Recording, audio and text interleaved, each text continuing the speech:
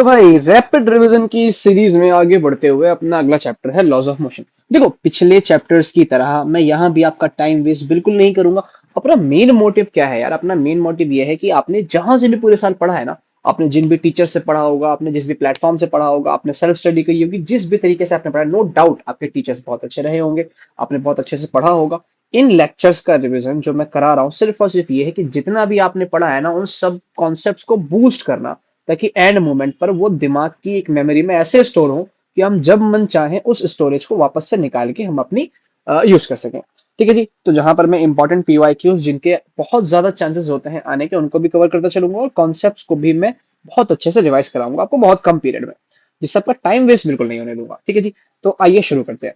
देखो सबसे पहला जो अपना टॉपिक है, मतलब बेसिकली ये चैप्टर ही है लॉज ऑफ मोशन टॉपिक क्या, उसका सबसे पहला टॉपिक जो है इनर्शिया। ठीक है। इनर्शिया का मतलब क्या है? आम भाषा में इनर्शिया को हम कहें आलस, है ना। मतलब इंग्लिश में जो डेफिनेशन है वो है अनविलिंगनेस, बॉडी का ना चाहना। बॉडी आलसी है, बॉडी चाहती नहीं है। बॉडी क्या नहीं चाहती है? अपनी स्थिति में चेंज लाना, अपने स्टेट में चेंज लाना। वो जिस स्टेट में है उसी स्टेट में रहना चाहती है। उसकी इस टेंडेंसी को ही अपने इनर्शिया कहते हैं। अब इस इनर्शिया की तीन कैटेगरी है: inertia of motion, inertia of rest और inertia of direction. Inertia of motion क्या है? कोई बॉडी अगर मोशन में है ना, तो वो मोशन ही में रहना चाहेगी जब तक कि उस पर बाहर से कोई फोर्स ना लगे उसके मोशन को रोकने के लिए। अगर कोई बॉडी रेस्ट पर है तो भाई वो कयामत आ जाएगी, पर वो बॉडी रेस्ट पर रहेगी जब तक कि उसको मूव कराने के लिए कोई फोर्स नहीं लगेगा। तो अगर रेस्ट में है तो रेस्ट में ही रहना चाह रही है, वो उसका इनर्शिया ऑफ रेस्ट कहलाएगा।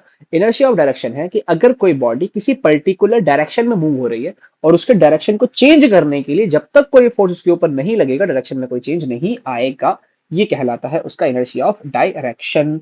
अब जरा अपनी बुद्धि का, अपने विवेक का इस्तेमाल करते हुए मुझे आप ये बताओ कि आपके सामने मैं कोई दो ऑब्जेक्ट रख दूं, ठीक है ना जी। एक हल्का है, कोई 4 kg का है, और कोई दूसरा ऑब्जेक्ट रख दिया मैंने 40 kg का है।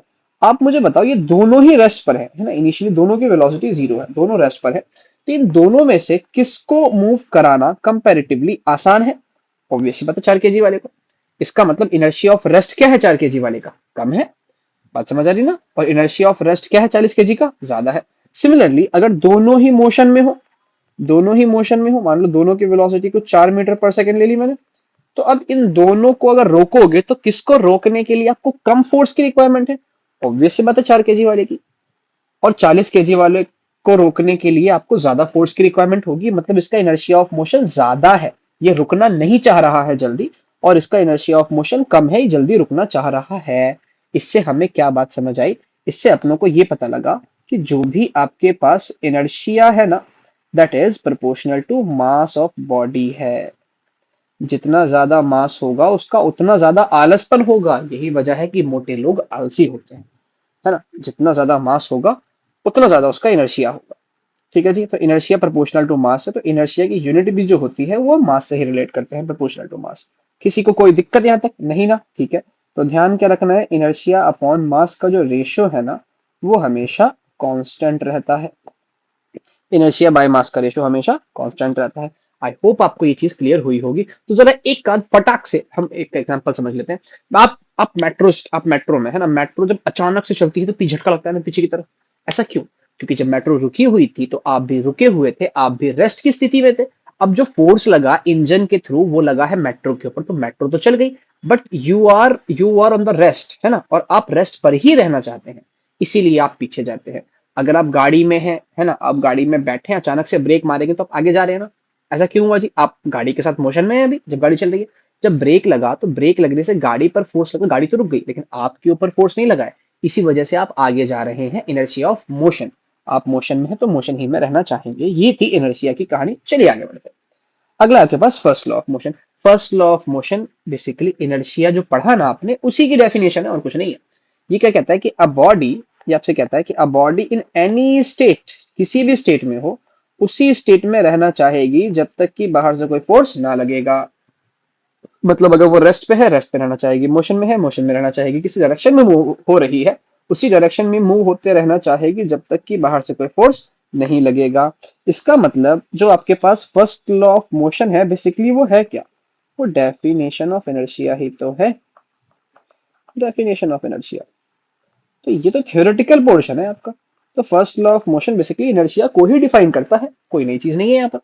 है ना। यहाँ तक अपनों पर सिर्फ थियोरेटिकल सवाल आ सकता है, आज तक 38 साल के इतिहास में तो नहीं आया। ठीक है ना। आगे बढ़ते हैं जो हमारे लिए इंपॉर्टेंट है, दैट इज मोमेंटम। भाई कुछ क्वेश्चंस कराऊंगा बड़े जबरदस्त ढंग से, देखना कुछ शॉर्ट ट्रिक्स दूंगा जहां पे अपनों को लंबी लंबी क्वेश्चंस अप्लाई करने की जरूरत नहीं पड़ेगी। मोमेंटम का जनरल फॉर्मूला आपके पास क्या है, मास इनटू वेलोसिटी। ठीक है ना जी।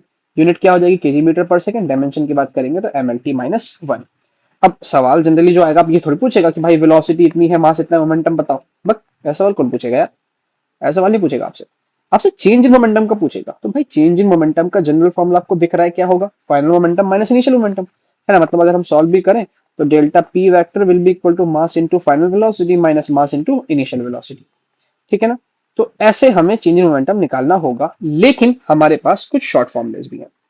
शॉर्ट फॉर्मुलेस क्या है, अगर आपके पास क्वेश्चन ऐसा है कि भाई एम मास का ऑब्जेक्ट है, वी वेलोसिटी से जा रहा है और टकराने के बाद वी वेलोसिटी से ही बाउंस हो गया, है ना। और ध्यान रहे यहाँ जो ये नॉर्मल है ना, परपेंडिकुलर टू सरफेस, जिसको हम नॉर्मल भी कहते हैं रे ऑप्टिक्स में, ये जो नॉर्मल है, इस नॉर्मल से अगर एंगल थीटा बन रहा है आने और जाने दोनों का, तो ध्यान रहे चेंज इन मोमेंटम का फॉर्मूला आपके पास क्या रहने वाला है, 2mv cos थीटा। ध्यान रहे इसकी कंडीशन है इस फॉर्मूले की क्या, कि वेलोसिटी जो आने की है, वेलोसिटी जो आने वाली है वही जाने वाली वेलोसिटी भी होनी चाहिए। तो फॉर्मूला अपने अप्लाई करेंगे 2mv cos थीटा। ठीक है ना। इसी का एक केस ये भी आता है कि मान लो स्ट्रेट जा रही थी वी वेलोसिटी से, है ना, एम मास का बॉल है और टकरा के वी वेलोसिटी से ही वापस आ रही है। तो भाई यहाँ पे एंगल कितना बन रहा है आपका, 0 डिग्री। एंगल 0 डिग्री बनेगा ना। ठीक है जी, क्योंकि जिस लाइन पर गई उस लाइन पर वापस आ गई, एंगल 0 है। तो अगर एंगल 0 पुट करोगे cos 0 1 हो जाएगा। तो चेंज इन मोमेंटम का फॉर्मूला सिंपल क्या हो जाएगा आपके पास, 2mv। बात समझ आ रही ना।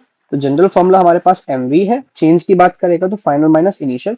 अब उस चेंज में भी अगर ये वाली कैटेगरी आती है जहां पे मास सेम है, वेलोसिटी भी सेम है और कुछ एंगल से रिफ्लेक्ट होकर वापस आ गया, चाहे वो एंगल 0 ही क्यों ना हो। तो अगर एंगल 0 नहीं है तो 2mv cos थीटा, अगर एंगल 0 है तो mv। कब अप्लाई करना है, जब वेलोसिटी सेम रहेगी, वेलोसिटी के मैग्नीट्यूड में कोई चेंज नहीं आएगा। अगर इन केस चेंज आता है तो हमारे पास ये फॉर्मूला है। आगे बढ़ते हैं, और आगे बढ़ने से पहले एक छोटी सी चीज और देख लो। हमारे पास ना एक वर्ड है इम्पल्स, है ना। इसके क्वेश्चंस बहुत दिखेंगे आपको। इम्पल्स बेसिकली क्या है, इसको सडन चेंज इन मोमेंटम जो होता है ना, सडन चेंज इन मोमेंटम, तो सडन चेंज इन मोमेंटम को ही हम इंपल्स कहते हैं। मतलब देखो इस केस में ये जो बॉल, इस केस में जो बॉल टकरा के वापस आ रही है, तो भाई यहाँ जो कांटेक्ट में कितनी देर रही होगी, टी जो है बहुत स्मॉल रहा होगा ना। टी जो होगा इस मोमेंट पर जहां पे ये टकरा के जस्ट रिटर्न हो गई, बहुत स्मॉल रहा होगा। तो स्मॉल मोमेंट में, स्मॉल टाइम में जो मोमेंटम का चेंज आएगा ना, उस चेंज को ही हम क्या बोलते हैं, इम्पल्स, है ना। एक और एग्जांपल दूं, अगर मान लो आपने एक बॉल को ड्रॉप किया, अब जमीन पे बाउंस होकर तुरंत वापस आ जाती है। तो यहाँ पर जो टाइम लगा बहुत माइन्यूट सा टाइम है मोमेंटम में चेंज आने में। वेलोसिटी पहले नीचे थी, अब वेलोसिटी ऊपर है, तो जो मोमेंटम में चेंज आया वो क्या कहलाएगा, इम्पल्स कहलाएगा। लेकिन आपने बॉल उछाली, ठीक है, और वो ऊपर से नीचे आ रही है, आपने पकड़ ली, अब 2 सेकंड के बाद फिर से उछाल रहे हो आप उसको, तो यहाँ पे टाइम इंटरवल 2 सेकंड है, बहुत स्मॉल टाइम नहीं है। तो ये इंपल्स नहीं कहलाएगा। इंपल्स हम वहां कैलकुलेट करेंगे जहां टाइम पीरियड काफी स्मॉल होगा।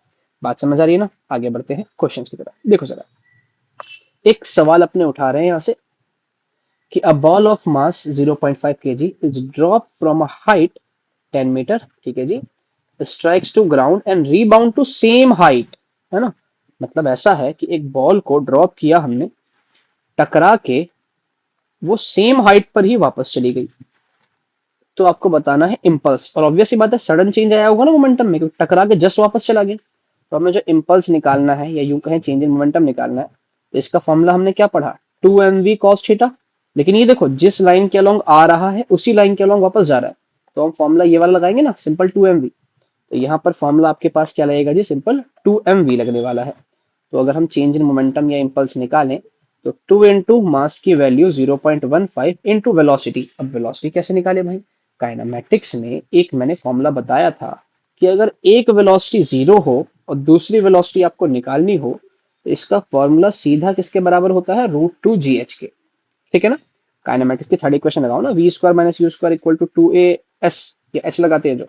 तो अगर कोई एक साइड की वेलोसिटी 0 है, दूसरी साइड की वेलोसिटी निकालनी है, और हाइट या डिस्टेंस वगैरह आपको गिवन है, तो फॉर्मूला आपके पास √2gh होता है।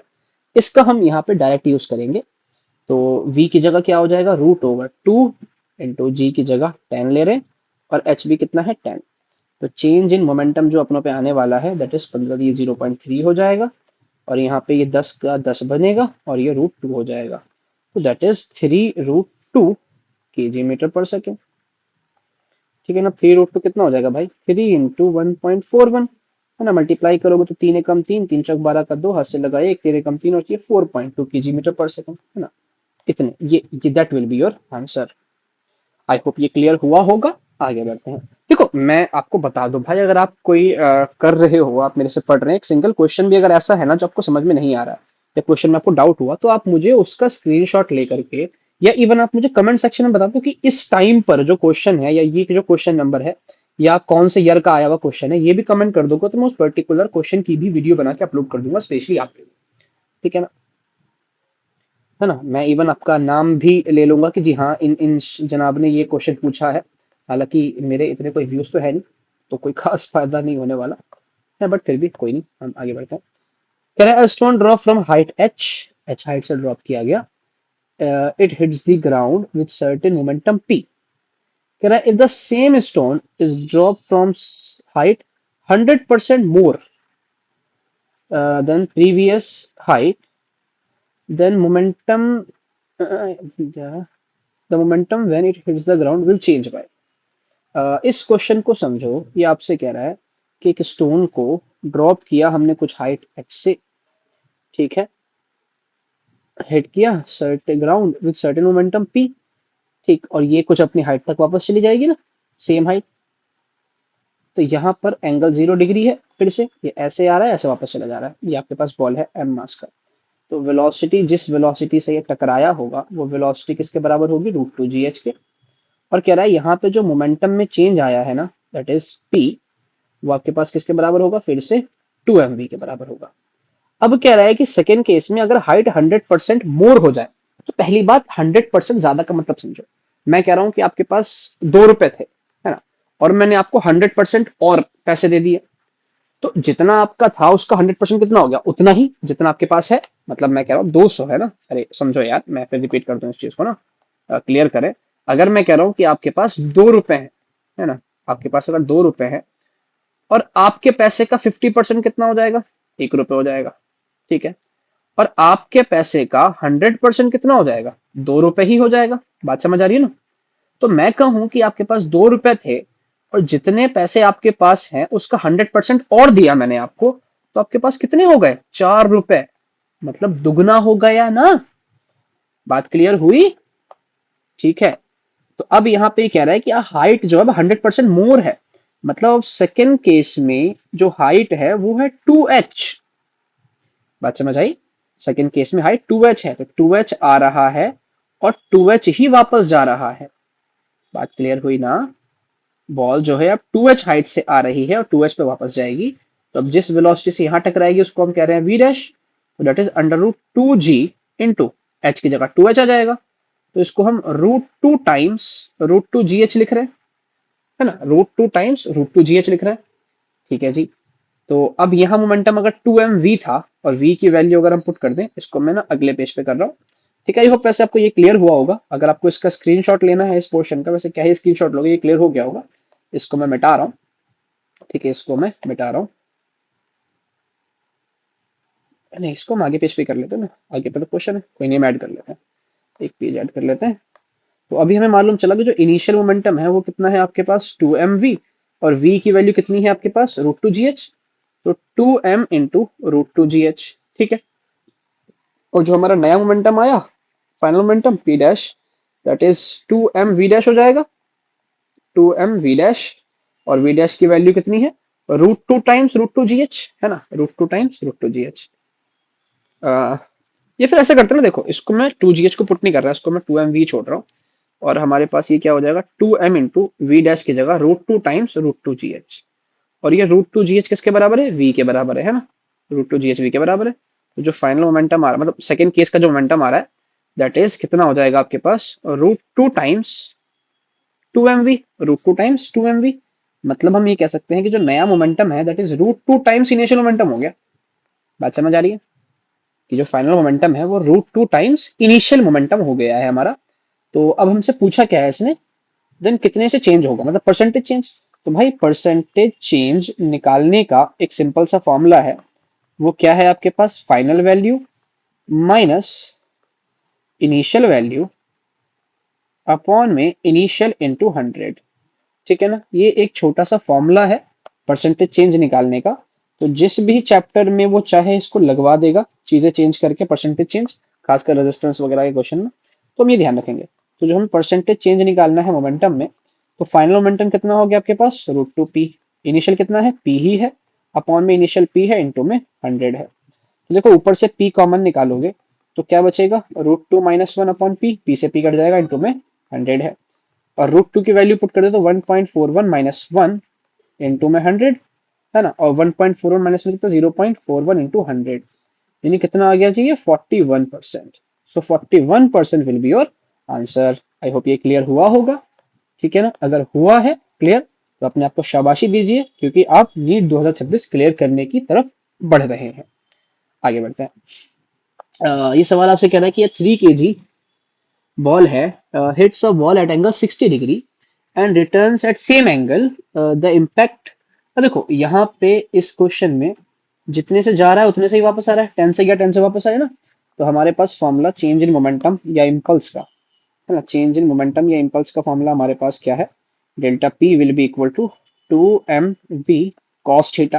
ठीक है, तो अगर हम वैल्यूज पुट करें तो 2 इंटू मास की जगह 3 kg इंटू वेलोसिटी की जगह 10। लेकिन एंगल बात समझो, एंगल को समझो, एंगल जो हम लेते हैं वो लेते हैं नॉर्मल से, और यहाँ जो एंगल दिया है वो दिया है वर्टिकल से। और हमें नॉर्मल से अगर लेना है तो वो कितना हो जाएगा, 30 डिग्री ना, 30 डिग्री हो जाएगा। तो यहाँ पे हम क्या लेंगे, यहाँ हम लेंगे cos 30। तो delta p will be equal to कितना हो गया ये, cos 30 √3/2 होगा ना। तो चलो पहले मैं लिख दे रहा हूँ उसको, 3 दूनी 6, ये 60 इंटू cos 30 √3/2। तो जो मोमेंटम आएगा आपके पास 30 √3 kg मीटर पर second. So 30 √3 will be your answer. तो है नहीं है, अच्छा, अरे इधर देखो यार, ये आपसे पूछ रहा है the force exerted on the wall अगर वो 0.2 सेकेंड तक वॉल के कांटेक्ट में रहा हो। तो यहाँ पे हमें सेकेंड लॉ का थोड़ा सा यूज करना पड़ेगा। सेकेंड लॉ हालांकि हमारा आगे आना है, बट फिर भी मैं बता दूं कि जो change in momentum upon time है वो किसके बराबर होता है, फोर्स के बराबर होता है। Change in momentum upon time जो है इक्वल टू फोर्स रहता है। तो यहाँ पर हम ये कॉन्सेप्ट यूज करेंगे कि जो हमें फोर्स निकालना है वो हम चेंज इन मोमेंटम को डिवाइड कर देंगे टाइम से। तो ये हमारे पास कितना आ गया, 30 √3 अपॉन 0.2। और 0.2 का मतलब कितना भाई, 10/2, यानी कितना 5 हो जाएगा, ऊपर जाके ना तो 5×3 = 15, तो 150। तो 150 √3 न्यूटन, इतना फोर्स हो जाएगा आपके पास, है ना। It will be your answer. I hope ये क्लियर हुआ होगा। आगे बढ़ते हैं। तो मोमेंटम की बत्ती गुल करने के बाद अपना अगला टॉपिक है सेकेंड लॉ ऑफ मोशन। देखो सेकेंड लॉ ऑफ मोशन बड़ा प्यारा सा है, वो आपसे ये कहता है कि जो चेंज इन मोमेंटम है, rate of change of momentum है, वो किसकी वजह से होगा, नेट एक्सटर्नल फोर्स की वजह से होगा। यानी कि जो भी हम कहेंगे हमारे पास एफ, सॉरी, हम जो कहेंगे कि आपके पास rate of change of momentum है, यानी dp/dt, that will be proportional to F net external. मतलब बॉडी पे बाहर से जितना भी फोर्स लग रहा है ये उसके बराबर होता है। ठीक है ना। तो ये सिंपल सा सेकेंड लॉ है, सीधा साधा सा, ये आपसे कहता है। और इसी इसी फॉर्मूले को हमने जो है कहाँ यूज किया था, या कहाँ यूज किया था, इस, हाँ, इस क्वेश्चन में हमने यूज किया था इसको। ठीक है, जो rate of change of momentum है प्रोपोर्शनल टू फोर्स रहने वाला है। अब देखो यहाँ पे कहानी ये है कि अगर मैं प्रोपोर्शनलिटी हटा के कोई कांस्टेंट लेकर के आ जाऊं, है ना, मैं कुछ ये कह दूं कि भाई dp/dt will be equal to कुछ कांस्टेंट, और यहाँ कांस्टेंट की वैल्यू प्रैक्टिकली 1 होती है। तो dp/dt will be equal to क्या हो जाता है, एफ नेट, है ना। अब इस फॉर्मूले को जरा देखो, ये जो फॉर्मूला आपके पास बन के आ रहा है, इस फॉर्मूले से तीन तीन काम हो सकते हैं। तीन तीन काम क्या हो सकते हैं इस फॉर्मूले से भाई, एक तो इस फॉर्मूले पे जो क्वेश्चन बन सकते हैं ना, वो बन सकते हैं डिफरेंशिएशन वाले, कि मोमेंटम देगा और डिफरेंशिएशन करके फोर्स पूछ लेगा। एक बन सकते हैं आपके पास इंटीग्रेशन वाले, है ना, इंटीग्रेशन वाले, कि फोर्स देगा टाइम की फॉर्म में और मोमेंटम पूछ लेगा। तो d p will be equal to F into D t, आपको ये लगाना होगा। और एक बन सकता है एरिया वाला। ये इंपॉर्टेंट है, ध्यान रखना। एरिया वाला कॉन्सेप्ट क्या, कि आपके पास area under force versus time curve जो है वो आपको देगा क्या, मोमेंटम। मोमेंटम का चेंज देगा।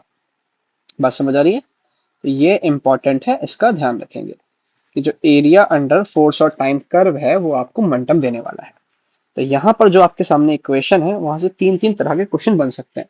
तो पहले आइए हम इस तरह के क्वेश्चन को ही निपटा दें, तो हम सेकंड लॉ में थोड़ा सा और आगे बढ़ेंगे। जैसे कि ये आपके पास एक सवाल है, इसको देख लेते हैं पहले। ये कह रहा है कि 1 kg ऑब्जेक्ट है, स्ट्राइक्स विद वेलोसिटी इतना at 60 degree with the wall, angle 60 degree wall से है, ध्यान रखो। ठीक है, reflects at the same angle if it remains in contact for 0.1 second then force. मालूम है आपको क्या करना है, हमें हमें ये करना है कि चेंज इन मोमेंटम निकालना है। और डायग्राम कुछ ऐसा बनेगा ना, बॉल आ रही है, टकरा के चली जा रही है, जितनी स्पीड से है उतने से निकल गई। आ कितनी से रही है जी, 1 मीटर पर सेकेंड से, और जाएगी भी कितने से, 1 मीटर पर सेकेंड से। स्पीड में कोई चेंज नहीं आया ना उसमें। और एंगल जो है 60 डिग्री, ये वॉल से है, बट हमें एंगल कहाँ से चाहिए, इस नॉर्मल से, और वो कितना होगा, 30 डिग्री। तो मोमेंटम का फॉर्मूला अपनों पे 2mv cos 30। तो मोमेंटम अगर हम निकालेंगे तो 2 into mass 1 into velocity 1 into cos 30 कितना होता है, √3/2। 2 से 2 कट जाएगा तो मोमेंटम आ रहा है आपके पास √3। अब जो फोर्स निकालना है that will be equal to change in momentum upon time. तो √3/0.1, so it will be equal to 10√3 newton. This will be answer. ठीक है ना। आगे एक सवाल पे आते हैं। यहाँ से कह रहा है an object of mass 3 kg, नहीं ये वाला भी नहीं करते, बाद में करेंगे। वो वाला क्वेश्चन ये रहा। हाँ, यहाँ पे इसने आपको फोर्स वर्सेस टाइम ग्राफ दिया है और क्वेश्चन की स्टेटमेंट गायब है। अच्छा चलो कोई नहीं, क्वेश्चन की स्टेटमेंट जो है ना वो आपसे कह रहा है चेंज इन मोमेंटम, ये पूछ रहा है आपसे, और ग्राफ दिया है उसने। अब चेंज इन मोमेंटम में अगर उसने ग्राफ दिया है तो बताया ना मैंने, अगर फोर्स वर्सेस टाइम ग्राफ होगा तो हमें किसका कॉन्सेप्ट लगाना है, हमें लगाना है जो एरिया है वही आपका चेंज इन मोमेंटम के बराबर रहने वाला है। तो भाई देखो ना, एरिया में आपके पास क्या क्या है, एक ट्रायंगल है, एक नीचे रेक्टेंगल है, एक ऊपर रेक्टेंगल है, इसका एरिया अपने को निकालना है। तो जो भी चेंज इन मोमेंटम आएगा, देखो ट्रायंगल का एरिया 1/2 इंटू बेस 2 है, इंटू हाइट कितनी है 6, प्लस नीचे वाला रेक्टेंगल का एरिया बेस 2 है, हाइट आपके पास -3, प्लस ऊपर वाला रेक्टेंगल का एरिया बेस है 4, हाइट है आपके पास 3। ठीक है, तो ये आपके पास 6 हो गया, माइनस का ये भी 6 हो गया, ये 4×3 = 12 हो गया। तो आंसर कितना आ जाएगा आपके पास, 11 kg/मीटर। सो आपके पास 12। अच्छा यहाँ पे देखो यूनिट न्यूटन सेकंड दिया है, तो न्यूटन सेकंड ऐसे, क्योंकि जो change in momentum upon time है that will be equal to force है ना, तो change in momentum will be equal to force into time भी तो हो सकता है। तो यहाँ से एक और यूनिट आ सकती है क्या, न्यूटन सेकंड, भूल नहीं जाना इसको। आई होप ये क्लियर हुआ होगा। ठीक है ना। ये आपके पास एक और क्वेश्चन है कि 0.5 kg ball moving velocity 12 metre पर second strikes a hard wall at 30 degree, फिर से वॉल से बन रहा है। It reflects with same speed but at same angle. अगर बॉल इतनी देर तक कांटेक्ट में रहा तो एवरेज फोर्स, भाई देखो खुद से निकालो, ये मैं नहीं कर रहा, आपको मालूम है यहाँ भी हमें क्या करना है, change in momentum upon time करना है फोर्स के लिए। और चेंज इन मोमेंटम के लिए आप क्या करोगे, 2mv cos थीटा करोगे, अपॉन टाइम कितना दिया है 0.25 डिवाइड कर दोगे। और इसने एंगल दिया है 30 डिग्री, बट वॉल से दिया है, फिर से एंगल 30 डिग्री वॉल से, और हमें चाहिए इस लाइन से जो कि 60 हो जाएगा। तो खुद से ट्राई करो, उसके कमेंट सेक्शन में आंसर लिख के आने वाला है। हम आगे बढ़ते हैं हमारे पास यहाँ पर। ठीक है ना। तो इस वाले फॉर्मूले पे क्वेश्चन कैसे कैसे आएंगे अपने ने देख लिए। हम आगे बढ़ते हैं, थोड़ा सा सेकंड लॉ ऑफ मोशन को और एनालाइज करते हैं। देखो ये जो हमारे पास है dp/dt proportional to f and net external. ठीक है ना। अब होगा क्या कि p की वैल्यू mv होती है, अगर हम उस p की वैल्यू mv पुट कर दें तो d of mv upon dt will be equal to f net external. अब भाई यहाँ पे दो बातें हैं, अब यहाँ पे दो बातें हैं, एक सेकेंड।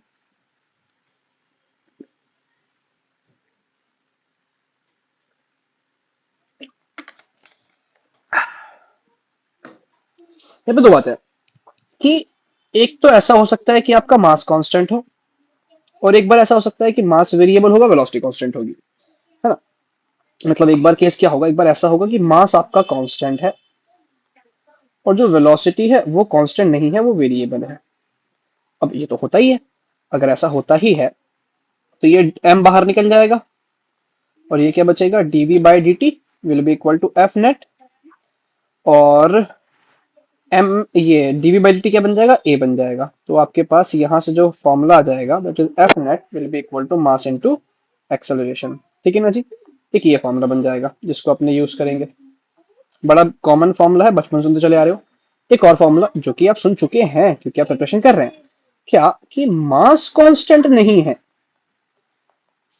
लेकिन वेलोसिटी कांस्टेंट है। अब आप कहोगे ये क्या बला है, अरे ये कोई बला नहीं है, ये आपके पास रॉकेट वाला केस है ना, बर्निंग ऑफ फ्यूल का केस है, कि जहां पर पीछे गैसेस इजेक्ट हो रही है ना, ये रॉकेट आगे जा रही है जहां पे पीछे गैसेस इजेक्ट हो रही हैं कुछ वेलोसिटी v से। इसको थोड़ा सा और आगे बनाओ, कुछ वेलोसिटी v से गैस पीछे की तरफ इजेक्ट हो रही है, रॉकेट आगे जा रहा है, और जो गैस इजेक्ट हो रही है वो v स्पीड से है। ये क्या है, velocity of exhaust, velocity of exhaust है ना, एग्जॉस्ट ऑफ गैसेस, गैसेस के निकलने की वेलोसिटी है। और मास कांस्टेंट क्यों नहीं, कि भाई मास चेंज हो रहा है बार बार, है ना, हर सेकंड में जो मास है रॉकेट के अंदर से वो कम होता चला जा रहा है। तो ये जो अपने केस पढ़ने वाले हैं ना, ये जो अपने केस यहाँ पर पढ़ेंगे, अ, ये बर्निंग ऑफ फ्यूल का है ना, रॉकेट वाला केस है। तो यहाँ पे v बाहर आ जाएगा, इस इक्वेशन में से v कांस्टेंट है, बाहर निकल जाएगा। तो ये क्या बचेगा, dm by d t will be equal to F net. तो यहाँ से dm by d t will be equal to F net upon velocity. ये फॉर्मूला आ गया, जिसमें आपको ध्यान रखना है कि v जो है वेलोसिटी ऑफ गैस है, वेलोसिटी ऑफ गैस है, और ये dm बाई डी टी इसको हम कहते हैं rate of burning of fuel, rate of burning of fuel, या फिर अकॉर्डिंगली जो भी वो क्वेश्चन में वर्ड यूज कर ले। दूसरी चीज इंपॉर्टेंट है यहाँ पे हमारे लिए इसकी यूनिट। तो देखो dm बाई डी टी है ना, मास अपॉन टाइम, यूनिट होती है इसकी केजी पर सेकेंड। तो अब हमें क्वेश्चन में dm by d T use कब करना है उसके लिए बड़ा सिंपल सा हिंट है कि केजी पर सेकेंड। देखो अगर केजी पर सेकेंड ऑप्शन में या क्वेश्चन में है ना, मतलब आपको ये कॉन्सेप्ट लगाना है। ठीक है जी, आगे बढ़ते हैं। ये तो हमने कर लिया, हाँ, ये हमने कर लिया है ये सवाल। इसको देख लें, इसको देख लें एक बार। ये सवाल आपके पास है जहां पे आपसे कह रहा है कि an object of mass 3 kg at rest है, इनिशियल वेलोसिटी मतलब उसकी u जो है 0 है। अब देखो u 0 पढ़ते पता लग गया कहीं ना कहीं काइनेमेटिक्स इक्वेशन तो लगने वाली है। ठीक है, नाउ फोर्स ऑफ इतना applied on the object then velocity of object at 3 meter पर सेकेंड। अब फोर्स वेरिएबल है, हाँ भाई, फोर्स इक्वेशन की फॉर्म में आ गया। इक्वेशन का मतलब कैलकुलस, याद रखो इक्वेशन मतलब कैलकुलस। अब कैलकुलस इस चैप्टर में कैसे लगाओगे, वो ऐसे लगाओगे, DP will be equal to F into D T. बात समझ आई, PP will be equal to F into D T. तो अब डी ऑफ पी की वैल्यू क्या होती है, मास इंटू वेलोसिटी, और फोर्स आपको कितना दिया है 60 square I cap plus 4t J cap into D T. Integration करेंगे और हमें बतानी है वेलोसिटी कहाँ, 3 सेकंड पर। तो हम ऐसा करते हैं ना, इस इक्वेशन को इंटीग्रेट मार देते हैं। कहां से कहां मारते हैं इंटीग्रेट जी, 0 से लेके 3, और इसको भी इंटीग्रेट करते हैं जहां पे इनिशियल वेलोसिटी 0 है, रेस्ट पर है, फाइनल वेलोसिटी v हो गई। तो बिना काइनेमेटिक्स लगाए हमारा काम हो जाएगा। और काइनेमेटिक्स क्यों लगेगी यार, नहीं मैं गलत बोल रहा हूँ, काइनेमेटिक्स तो लगेगी ही नहीं। क्यों नहीं लगेगी भाई, ये जो फोर्स है ना, ये जो फोर्स है यहाँ पे ये कांस्टेंट नहीं है। क्यों, क्योंकि इसमें टाइम टी स्क्वायर आ रहा है। अगर फोर्स कांस्टेंट नहीं है तो एक्सेलरेशन भी कांस्टेंट नहीं होगा। तो जो हमारे पास काइनेमेटिक्स इक्वेशन है वो यूनिफॉर्मली एक्सेलरेटेड मोशन के लिए है। ऐसे क्वेश्चंस में अप्लाई करना है जहां हमारे पास एक्सेलरेशन कांस्टेंट हो, बस यहाँ कांस्टेंट नहीं है, तो हमारे पास काइनेमेटिक्स इक्वेशन नहीं लगेगी, है ना, वो हम फ्लो में बोल गए थे, नहीं उसका ध्यान रखेंगे। तो अब मास कांस्टेंट है, यहाँ बाहर निकाल लेंगे हम, है ना। अब मास इंटू वेलोसिटी है तो ये आपके पास डीवी बनेगा ना, बेसिकली एम इंटू डी बनेगा। ये 0 से लेके v रहेगा, और इसका इंटीग्रेशन अगर हम करेंगे that is 6t cube by 3 I cap plus 4t square by 2 J cap. कहां से कहां जी, 0 से लेके 3। अब dv का इंटीग्रेशन v हो जाएगा, तो ये तो mv बन जाएगा, विल बी इक्वल टू, इसको अगर अपन काटेंगे तो 3 एकम 3, 3 दूनी 6, 2t क्यूब, 2 एकम 2, 2 दूनी 4। तो मैं डायरेक्ट कर रहा हूँ, चलो देखना क्या बनेगा। ये आपके पास बन जाएगा 2t क्यूब आई कैप प्लस आपके पास ये बन जाएगा 2t स्क्वायर जे कैप, और 0 से 3। अपर लिमिट पुट होगी, लोअर लिमिट पुट करने का फायदा है नहीं। तो 3 kg, मास की जगह 3 kg, into velocity will be equal to, है ना, ये कितना हो जाएगा, 2 इंटू 3 तिया 9 तिया 27 आई कैप प्लस 2 इंटू 3 तिया 9 जे कैप।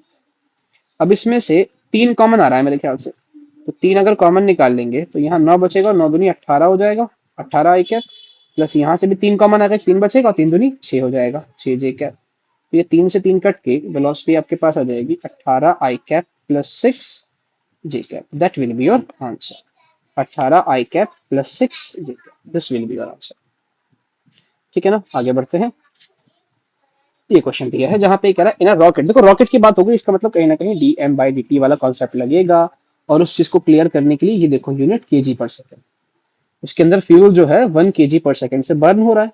तो लिख लें पहले, हमारे पास ये कॉन्सेप्ट लगने वाला है dm/dt will be equal to force upon velocity of gas. ठीक है, अब पढ़ते हैं क्वेश्चन। dm/dt कितना है, ये तो दिया है 1। This fuel is ejected from the rocket with velocity 60 kilometre पर सेकेंड। जो वेलोसिटी है वो 60 किलोमीटर पर सेकंड से है, तो फोर्स पूछ रहा है। अब किलोमीटर पर सेकंड में है ना, तो मीटर पर सेकंड में कन्वर्ट करने के लिए इसको 10 से मल्टीप्लाई कर दो, तो ये मीटर पर सेकंड में आ गई। तो मल्टीप्लाई में अगर जाएगा तो फोर्स कितना हो गया जी, 60 और 4 जीरो, तो 6 और 4 जीरो, तो 60,000। ये तो आगे बढ़ते हैं। कह रहा सैटेलाइट है in force free space sweeps stationary interplanetary dust, कुछ भी लिखा उससे मतलब नहीं है, इतने रेट से डस्ट निकल रहा है उसके अंदर। अच्छा, where m is mass, v is speed of satellite and alpha is constant, then acceleration of satellite पूछ रहा है आपसे।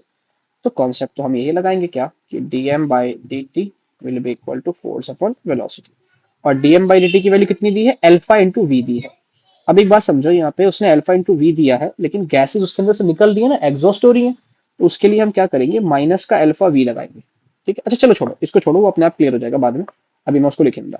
तो dm/dt की जगह पे क्या आ जाएगा, अल्फा इंटू वी, और फोर्स को हम क्या कर सकते हैं, मास इंटू एक्सेलरेशन। ठीक है, तो मास इंटू एक्सेलरेशन अपॉन में वेलोसिटी, यही होगा ना।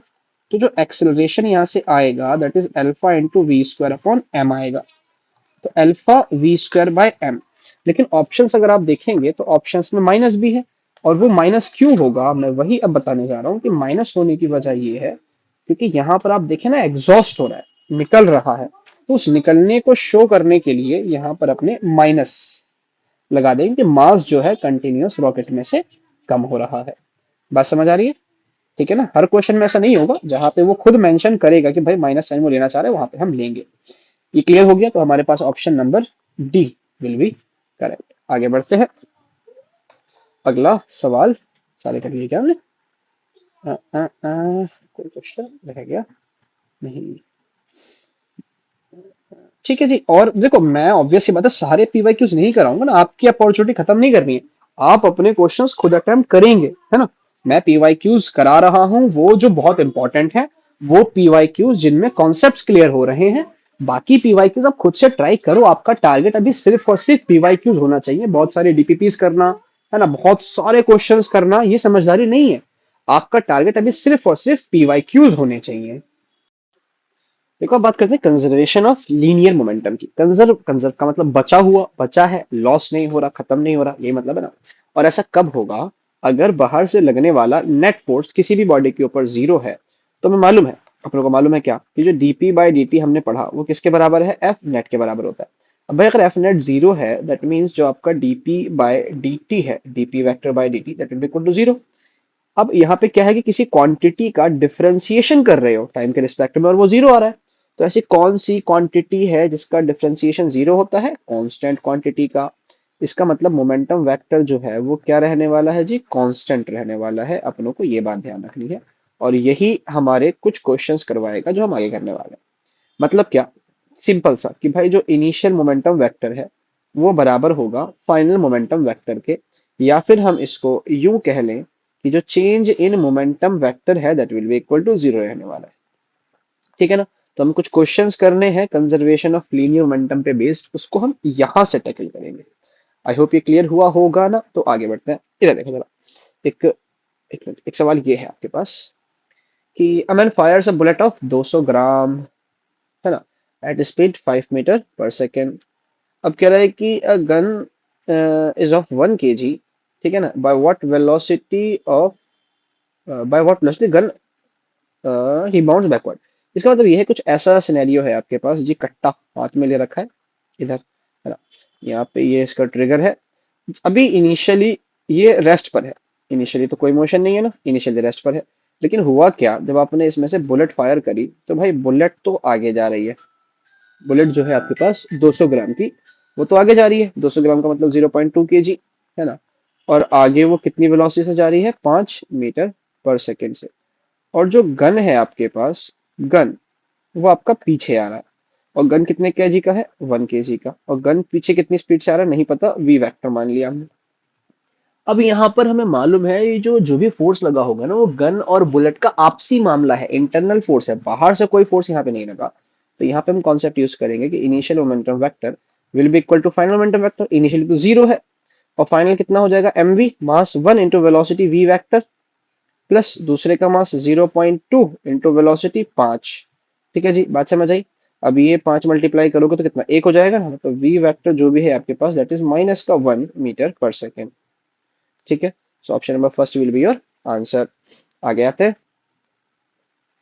ये सवाल दिया आपको, an object is flying in air with velocity, ये उसकी क्या दी है, initial velocity, suddenly breaks into two pieces whose masses are in ratio 1:5।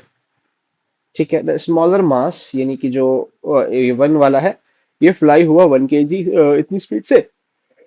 तो आपको बताना है वेलोसिटी ऑफ लार्जर। देखो पहली बात यहाँ पे आप ये समझो कि ये 1:5 जो दिया है, इसको हम कैसे टैकल करें। इसको हम ऐसे लेते हैं भाई कि एक का मास मान लेते हैं m1, मान लेते हैं कि कुछ इस तरह से दिया है ना रेशो की फॉर्म में, कि m1/m2 जो आपको दिया है 1/5 दिया है। ठीक है, तो यहाँ से हम क्या कर लेते हैं कि m1 को मान लो कुछ k के बराबर है, और m2 कुछ 5k के बराबर है। ठीक है ना, k कुछ भी हो सकता है ना। 1:5 का मतलब क्या है कि भाई ऊपर वाला 10 हो सकता है, नीचे वाला 50 हो सकता है, तो 1:5 आएगा। इसका मतलब ये भी है कि ऊपर वाला जो है 100 हो जाए और नीचे वाला 500 हो जाए, तभी 1:5 आंसर आएगा। तो हमें नहीं पता कि एक्चुअल में m1 कितना होगा, 100 होगा, 10 होगा, तो हमने k मान लिया। तो m2 उसका 5 गुना होना चाहिए, 5k मान लिया। ठीक है जी, तो जो टोटल मास होगा इनिशियली फटने से पहले, वो क्या होगा, m1 प्लस m2, तो वो कितना हो जाएगा जी, 6k हो जाएगा। आई होप ये क्लियर हुआ होगा ना, 6k हो जाएगा। ठीक है, तो अब लगाते हैं यहाँ पर। अब ये देखो यहाँ पर जो कॉन्सेप्ट है वो क्या है, सडनली ब्रेक्स। भाई कुछ टर्म्स ऐसी हैं जो बहुत इंपॉर्टेंट है कंजर्वेशन ऑफ मोमेंटम के लिए, उसको हम ध्यान रखेंगे। क्या कि अगर कहीं पर, मैं यहाँ पे आपको लिख के दिखा दूं पीछे ही, अगर कहीं पे आपके पास ऐसा चल रहा है ना, एक सेकेंड होल्ड करना भाई। हेलो, हाँ जी, तो मैं आपको ये बता रहा था कि कुछ वर्ड्स होते हैं आपके पास, तो जैसे मान लो अगर लिखा है कि ब्रेक, है ना, ब्रेक हो गया, या अगर कहीं पे लिखा है स्प्लिट हो गया, या अगर कहीं पे लिखा है फ्रेगमेंटेड, है ना, या कहीं पे लिखा है फायर। तो जब भी ये ऐसे वर्ड्स आपको नजर आएंगे ना, और एक आध वर्ड्स और आएंगे तो मैं दिखाऊंगा, जब भी ऐसे वर्ड्स है इसका मतलब भाई बाहर से कोई फोर्स नहीं है, इंटरनल फोर्स है। और इंटरनल फोर्स जब भी होगा तो हमेशा मोमेंटम कंजर्व होगा, इसका हमें ध्यान रखना है। ठीक है, तो इस सवाल में आता है, तो यहाँ भी इसने बोला सडनली ब्रेक मतलब मोमेंटम क्या है, कंजर्व है। इसका मतलब इनिशियल मोमेंटम वेक्टर जो है बराबर किसके होगा, फाइनल मोमेंटम वेक्टर के। आई होप ये क्लियर हुआ होगा। तो अब इनिशियली मास कितना है, 6k, इंटू वेलोसिटी कितनी है उसकी, 20 i cap plus 25 j cap, और माइनस का 12 k cap, will be equal to final momentum. Smaller smaller है आपके पास, उसकी वेलोसिटी दी है, तो मतलब जो के वाले की वेलोसिटी है वो कितनी दी है आपको, 100 आई कैप प्लस 35 जे कैप प्लस 8 के कैप। और जो दूसरा वाला है उसका मास 5k, और उसकी वेलोसिटी नहीं पता, वी वेक्टर मान ली। अरे कोई गल नहीं जी, देखो इस के से ये के कट जाएगा, है ना, के से के खत्म। इसको खाली अपन को सॉल्व करना है। इसको अगर हम करेंगे तो 6 दूनी 12, 120 आई कैप प्लस 25 छिंग कितना हो गया, 150 ना। तो 150 आई कैप, 12 छिंग 72, तो माइनस का 72 के कैप। और ये कितना हो गया आपके पास, 100 आई कैप प्लस का 35 जे कैप, और प्लस का 8 के कैप, प्लस 5 वी वेक्टर। ये माइनस में होगा, तो 120 में से 100 माइनस करेंगे तो कितना बचेगा जी, 20 आई कैप। ठीक है, अब 150 में से 35 माइनस करोगे तो 115 बचेगा ना, I think 115 J cap, minus 72 में 8 ऐड होकर के ये आपका 80 के कैप बन जाएगा divided by 5।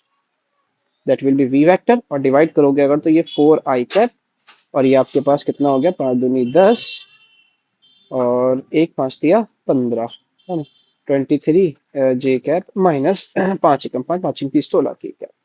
So this will be your answer. I hope ये चीजें क्लियर हो रही होंगी ना। आगे बढ़ते हैं, आगे बढ़ते हैं। फ्रिज में रखा है। अगला है आपके पास, a mass of 1 kg is thrown up with velocity of 100 metre पर सेकेंड। एक मास है 1 kg का, उसको ऊपर फेंका गया 100 मीटर पर सेकेंड से, ठीक है ना। After 5 second it explodes into two parts, it explodes into two parts. एक 400 ग्राम है और दूसरा ऑब्वियसली 600 ग्राम होगा। अब ये कह रहा है कि कुछ दूरी पर जाने के बाद, यानी कि 5 सेकेंड तक इसने ट्रेवल करा, और यहां पर पहुंचने के बाद ये दो पार्ट्स में स्प्लिट हो गया, जिसमें से 400 ग्राम, 400 ग्राम यानी 0.4 kg, ये जो है नीचे आ रहा है, कम्स डाउन, ठीक है जी। और दूसरा वाला जो है आपके पास 600 ग्राम यानी कि 0.6 kg, वो ऊपर जाएगा। ऑब्वियसली बात है, कुछ वेलोसिटी नहीं पता कितनी होगी, वी वेक्टर मान लेते हैं, ठीक है ना। तो कह रहा है विद वेलोसिटी ऑफ, और ये जो नीचे आ रहा है ना, ये आ रहा है आपके पास 25 मीटर पर सेकंड की स्पीड से। तो कहते हैं वेलोसिटी ऑफ अदर पार्ट। देखो फिर से यहाँ पे एक्सप्लोजन हुआ ना, एक्सप्लोजन यहाँ हुआ, मतलब मोमेंटम यहाँ भी कंजर्व है। तो अब एक बात समझो, एक्सप्लोजन जो है वो इस पॉइंट पर हुआ है, इस पॉइंट पर, तो मोमेंटम इस पॉइंट का कंजर्व होगा। अपनों को पहले ये बात ध्यान रखनी है, समझो इस चीज को। तो अब हम यहाँ पे जो कंजर्वेशन ऑफ मोमेंटम लगाएंगे ना, वो इस पॉइंट पर लगाएंगे, at this point, at this point. यहां पे हम मोमेंटम कंजर्व करेंगे कि जो अपना इनिशियल मोमेंटम वेक्टर है वो बराबर होगा फाइनल मोमेंटम वेक्टर के। अब इनिशियल मास तो 1 kg है, और इनिशियल वेलोसिटी कितनी, 100 लोगे क्या? नहीं भाई, 100 नहीं लेनी। एक्सप्लोजन इस पॉइंट पर हुआ है ना, तो वेलोसिटी भी हमें इस पॉइंट वाली चाहिए होगी, क्योंकि 100 मीटर पर सेकंड से आपने उसको फेंका, ऊपर जाते जाते वेलोसिटी कम हो रही है ना, और 5 सेकंड के बाद एक्सप्लोड हुआ है, मतलब 5 सेकंड के बाद उसकी क्या वेलोसिटी हो गई होगी, उसको लेंगे हम एक्सप्लोजन से पहले वाली वेलोसिटी। और इस वेलोसिटी को कैसे निकाला जाएगा, v will be equal to u plus a t से, है ना। ये v निकालना है, u आपके पास 100 है, और एक्सेलरेशन कितना, -10 ले रहे हैं, टाइम है 5, तो ये आपके पास 5 हम 50 तो कट के 50 आ जाएगा, तो 50 मीटर पर सेकंड। तो ये 50 मीटर पर सेकंड आपके पास वेलोसिटी है, और ये ऊपर की तरफ है, तो जे कैप में लेंगे इसको हम, है ना। तो यहाँ पे इसको जब सॉल्व करने जाएंगे तो ढंग से देखना, मास 1 है और वेलोसिटी कितनी है आपके पास 50, 1 इंटू 50, और ये जे कैप में है। Will be equal to final, final में एक मास ये रहा 0.4, उसकी वेलोसिटी है 25, बट नीचे की तरफ है, माइनस जे कैप, और दूसरा वाला प्लस 0.6, उसकी वेलोसिटी वी वेक्टर मान लिया हमने, ठीक है ना। तो इसको सॉल्व करेंगे, 50 जे कैप, है ना, इसको सॉल्व करोगे तो आपका ये हो जाएगा 10, है ना, माइनस का जे कैप और प्लस का ये हो जाएगा 0.6 इंटू वी वैक्टर। बात समझ आई जी, है ना। अब यहाँ माइनस का जरा के प्लस होगा, तो ये आपके पास 60 जे कैप बन जाएगा, और ये 0.6 डिवाइड में आएगा, will be equal to v vector बन जाएगा। तो ये आपके पास फाइनली कितना हो जाएगा, 600 बाय 6, जे कैप मतलब ऊपर ही जा रहा है, पॉजिटिव का जे कैप आ रहा है, तो ये आपके पास हो गया 100 मीटर पर सेकेंड। तो 100 मीटर पर second will be your answer. आगे बढ़ते हैं। अगला आपके पास बॉडी ऑफ 5 kg एक्सप्लोड्स। देखो फिर से एक्सप्लोड हुआ, मैंने कहा ना ये वर्ड्स पकड़ने हैं अपनों को पहचानने के लिए कि कंजर्वेशन ऑफ मोमेंटम लगाना है कि नहीं।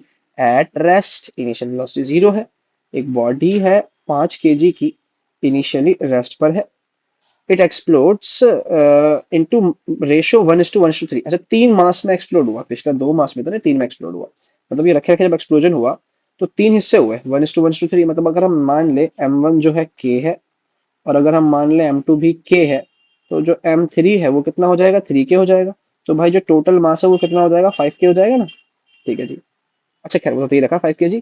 अच्छा ये अगर 5 kg है तो भाई इसका मतलब ये k की वैल्यू 1 होनी चाहिए ना, तो ये 3 और 1 होना चाहिए, क्योंकि टोटल मास तो 5 है, मतलब k की वैल्यू 1 है ना। तो मतलब जो m1 है 1 kg, ये 1 kg और ये 3 kg है, ठीक है। तो अब कह रहा है the fragments with equal masses fly in mutually perpendicular. अब जो जिनका मास बराबर है, मतलब 1 kg वाले, एक यहाँ जा रहा है तो एक यहाँ मान लो, एक आई कैप में जा रहा है, एक जे कैप में जा रहा है, और एक एक्स में जा रहा है, एक वाई में जा रहा है, विद 20 मीटर 21 मीटर पर सेकेंड। ये भी जा रहा है आपके पास 21 मीटर पर सेकेंड से, और ये भी आपके पास ऊपर जा रहा है कितना, 21 मीटर पर सेकेंड से। ठीक है। The velocity of heavier fragment क्या होगा, हमें ये बताना है। अब मान लो जो 3 kg वाला है वो कहीं बीच में जा रहा है कुछ वेलोसिटी v वेक्टर से। इसका मास भी 1 kg, इसका मास भी 1 kg, इसका मास 3 kg। अरे कोई गल नहीं जी, कंजर्वेशन ऑफ मोमेंटम लगाते हैं ना। तो initial momentum will be equal to final momentum. Initial तो जीरो है क्योंकि वो रेस्ट पर है ना, वेलोसिटी ही जीरो है। फाइनल की बात करोगे तो एक है आपके पास मास 1 इंटू एक्स एक्सिस में तो 21 आई कैप, दूसरा मास 1 है वो वाई एक्सिस में है तो 21 जे कैप, दूसरे का मास 3 है, उसकी वेलोसिटी वी वेक्टर मान ली हमने। तो 21 दूनी 22, एक सेकेंड, ये आपके पास क्या बन गया, 3 vector will be equal to minus का 21 आई कैप और माइनस का 21 जे कैप। ठीक है, अब ये डिवाइड में जाएगा तो 7 हो गया ना, ये तो माइनस का 7 आई कैप और माइनस का 7 जे कैप। अब क्योंकि ये मैग्नीट्यूड पूछ रहा है तो भाई अंडर रूट 7 का स्क्वायर प्लस 7 का स्क्वायर तो 7√2 हो जाएगा। That will be your answer. I hope ये क्लियर हुआ होगा ना। आगे बढ़ते हैं। ठीक है जी। अभी इसमें और भी क्वेश्चंस होंगे आपके कंजर्वेशन ऑफ मोमेंटम के, उसको आप ट्राई करेंगे पीवाई क्यूज में से। फिर से कह रहा हूँ पीवाई क्यूज ही आपको करने हैं, उसके अलावा क्वेश्चंस नहीं लगाना, इतना टाइम नहीं है। अगला आते हैं, बहुत इंपॉर्टेंट है, जहां से मेजोरिटी ऑफ क्वेश्चंस आते हैं, that is third law. Simple सी स्टेटमेंट क्या है, every action has equal and opposite reaction, है ना। अगर आप किसी को जितना मारेंगे वो ईमानदार हुआ तो वो उतना ही आपको पीटेगा। ठीक है ना, अगर वो ईमानदार है तो वो उतना ही पीटेगा आपको, तो जितना आप मारेंगे उतना आप पीटेंगे। That is simple third law. अब थर्ड लॉ में कुछ रिएक्शन फोर्सेस हमें पढ़ने हैं, है ना। आप जो एक्शन करोगे, फॉर एग्जांपल आप अगर जमीन पे खड़े हो तो जमीन पे आप कुछ फोर्स लगा रहे हैं, है ना, कुछ mg जमीन पे लग रहा है आपका। अब बदले में जमीन कुछ फोर्स लगाएगी तो उसको हम, वो जो रिएक्शन फोर्स है उसको हम नॉर्मल कहते हैं। अगर आप रस्सी से सुसाइड करने जा रहे हैं, है ना, तो आपने क्या करा, रस्सी पे कोई फोर्स लगाया, अब बदले में रस्सी आपके ऊपर एक फोर्स लगाएगी, that is called tension force. अगर आप जमीन पे किसी चीज को रब कर रहे हैं तो जमीन आपके ऊपर अपोजिट में एक फोर्स लगाएगी, that is called friction force. तो ये रिएक्शन फोर्सेस अपनों को पढ़ने हैं, जिनमें सबसे पहला है आपके पास नॉर्मल। तो नॉर्मल आपके पास क्या है, ध्यान देना, ये परपेंडिकुलर टू सरफेस होता है, पहली चीज। ये नेचर में पुशिंग फोर्स है और ये कांटेक्ट होना जरूरी है नॉर्मल के होने के लिए। किस किस तरह से, मैं कुछ एग्जांपल्स लिख रहा हूं, उन एग्जांपल्स से हमें क्लियर होगा कि अगर मैं पहला एग्जांपल लूं यहाँ पर कि सिंपल सा एक सरफेस है, उसके ऊपर मान लो कोई ऑब्जेक्ट है ना, एम मास का। ये पहला एग्जांपल हम ले रहे हैं। तो यहाँ पे क्या होगा, नीचे लगेगा mg और बदले में सरफेस ऊपर लगाएगा नॉर्मल। ठीक है जी, एग्जांपल आपके पास ये हो गया। दूसरा एग्जांपल हम कुछ ऐसे लेते हैं कि एक वर्टिकल वॉल है, एक वर्टिकल वॉल है, इस वर्टिकल वॉल पे कोई ऑब्जेक्ट है एम मास का, और इसको ना आप एफ फोर्स लगा के यहां से पुश कर रहे हो। तो यहां से देखो mg तो नीचे लग रहा है, mg का सरफेस से कोई लेना देना नहीं है, बट यहाँ पे जो नॉर्मल लगेगा ना वो mg की वजह से नहीं होगा, वो होगा इस अप्लाइड फोर्स f की वजह से। ठीक है ना, क्योंकि F force perpendicular to surface है, तो यहाँ भी नॉर्मल परपेंडिकुलर टू सरफेस होगा और अप्लाइड फोर्स के अपोजिट होगा। तो यहाँ पे mg के अपोजिट था क्योंकि यहाँ पे mg था अप्लाइड फोर्स सरफेस के ऊपर। एक और एग्जांपल अगर मैं लूं, तीसरा इंक्लाइन प्लेन, कि ऐसे कुछ बना दिया आपका, है ना, थीटा एंगल पर, और यहाँ पे कोई ऑब्जेक्ट रख दिया है एम मास का। तो भाई हमें मालूम है mg तो नीचे लग रहा होगा, है ना, mg जो है नीचे लगता है, और नॉर्मल हमेशा कहाँ होगा, परपेंडिकुलर टू सरफेस। नॉर्मल हमेशा परपेंडिकुलर टू सरफेस होगा। अच्छा, क्या नॉर्मल यहाँ भी mg के अपोजिट होगा क्या, नहीं। नॉर्मल के अपोजिट वाले फोर्स को ढूंढो। देखो अगर ये mg है तो यहाँ एंगल थीटा बनता है ना, और हमें मालूम है यहाँ कंपोनेंट क्या आता है, mg cos थीटा। मतलब यहाँ पे जो नॉर्मल है वो mg cos थीटा के बराबर रहने वाला है। बात समझ आ रही है, ये क्लियर हुआ। तो अब देखो जो नॉर्मल फोर्स है वो परपेंडिकुलर लग रहा है ना, वो बॉडी को पुश कर रहा है, वो सरफेस से दूर धक्का देना चाह रहा है, तो पुशिंग फोर्स है और इसके लगने के लिए कांटेक्ट होना कंपलसरी है। आगे आते हैं, एक है आपके पास टेंशन फोर्स। टेंशन भी क्या है भाई, आपके पास एक कांटेक्ट फोर्स है और ये हमेशा बॉडी से दूर लगता है, वो दोनों में फर्क है। ये पुशिंग फोर्स है ना, पुशिंग फोर्स का मतलब क्या कि बॉडी की तरफ, सॉरी, पुशिंग फोर्स है, अरे यार छोटा वाला, ये एक पुशिंग फोर्स है। और पुशिंग फोर्स का मतलब है टुवर्ड्स बॉडी लग रहा होगा, ये टुवर्ड्स बॉडी। और वहीं टेंशन के बारे में हमने क्या देखा कि ये एक पुलिंग फोर्स है जो बॉडी से दूर लगता है ना। कैसे समझते हैं एग्जांपल्स बना के, कि मान लो यहाँ पर अगर मैं एक छोटे से स्ट्रिंग ले लूं, ठीक, और यहाँ पर मान लो कोई नीट एस्पायरेंट है 2026 का, उसका क्वालिफाई नहीं हुआ तो वो सुसाइड करेगा। अब जब वो सुसाइड करेगा तो वो इस रस्सी पे कुछ फोर्स लगाएगा ना, mg नीचे की तरफ। अब बदले में रस्सी उसे ऊपर खींचेगी, टेंशन फोर्स लगा करके। बात समझ आ रही है? सेकेंड एग्जांपल कुछ ले लेते हैं, ऐसे इंक्लाइन प्लेन मान लो इस तरह से। इंक्लाइन प्लेन अगर मैं ले लूं और एक ब्लॉक मैंने यहाँ अटैच किया है एम मास का, यहाँ एक पुली लगाई है, और एक ब्लॉक मैंने यहाँ अटैच किया है एम मास का। तो भाई देखना जरा, ये कुछ फोर्स इसका नीचे mg लग रहा होगा ना, और हमें मालूम है यहाँ mg है तो यहाँ नॉर्मल है, और नॉर्मल के पीछे क्या लगता है mg cos थीटा। और हमेशा ध्यान रखना, मैं एक भी इस बात को ना मैं क्लियर ही कर दूं, हालांकि आप में सबको पता ही होगा, अच्छी खासी प्रिपरेशन आपकी हो रखी है, बट बहुत शॉर्ट टाइम में इसको मैं क्लियर कर दूं कि इंक्लाइन प्लेन का कॉन्सेप्ट समझ लो थोड़ा अच्छे से। ठीक है, इंक्लाइन प्लेन का कॉन्सेप्ट एक बार बहुत शॉर्ट में समझ लेते हैं कि ये आपके पास थीटा एंगल है, यहाँ पे आपने कोई ऑब्जेक्ट रख रखा है एम मास का। ठीक है, अब आपको मालूम है कि नीचे एक फोर्स लग रहा है, क्या mg लग रहा है। ठीक है जी, इसके परपेंडिकुलर एक फोर्स लग रहा है सरफेस के परपेंडिकुलर, दैट इज नॉर्मल। अच्छा, तो अब हम क्या करें, अब हम यहाँ से एक परपेंडिकुलर ड्रॉ कर रहे हैं, मतलब नॉर्मल के पीछे पैरेलल ड्रॉ कर रहे हैं, नॉर्मल को एक्सटेंड कर रहे हैं। तो भाई ध्यान रखना, जो एंगल यहाँ होता है वही एंगल यहाँ होगा, और जहां एंगल बनता है वहां कॉस कंपोनेंट आता है mg cos थीटा, और उसके परपेंडिकुलर बोले तो इधर यहाँ पर परपेंडिकुलर पर साइन कंपोनेंट आता है, तो यहाँ क्या हो जाएगा mg sin थीटा। ठीक है ना। तो अब ध्यान क्या रखना है कि mg sin थीटा वो फोर्स है जो इंक्लाइन प्लेन पे रिस्पॉन्सिबल है मोशन के लिए, है ना, responsible for motion on incline plane, on incline plane. I hope ये बात आपको क्लियर हुई होगी। तो टेंशन का केस समझ रहे हैं और ये इंक्लाइन प्लेन का केस समझ लिया। अब एक छोटा सा एग्जांपल मैं फिर से ड्रॉ करूं यहाँ पर, कि मान लो एम मास का ऑब्जेक्ट है और यहाँ यहाँ दूसरा आपने एम मास का ऑब्जेक्ट लगा रखा है, यहाँ कहीं पे पुली है। तो भाई एक फोर्स तो यहाँ लग रहा होगा mg sin थीटा, इसको अपोज करने के लिए टेंशन पीछे क्रिएट होगा। यहाँ पे आपके पास एक फोर्स लगेगा सीधा mg, इसको अपोज करने के लिए टेंशन यहाँ क्रिएट होगा।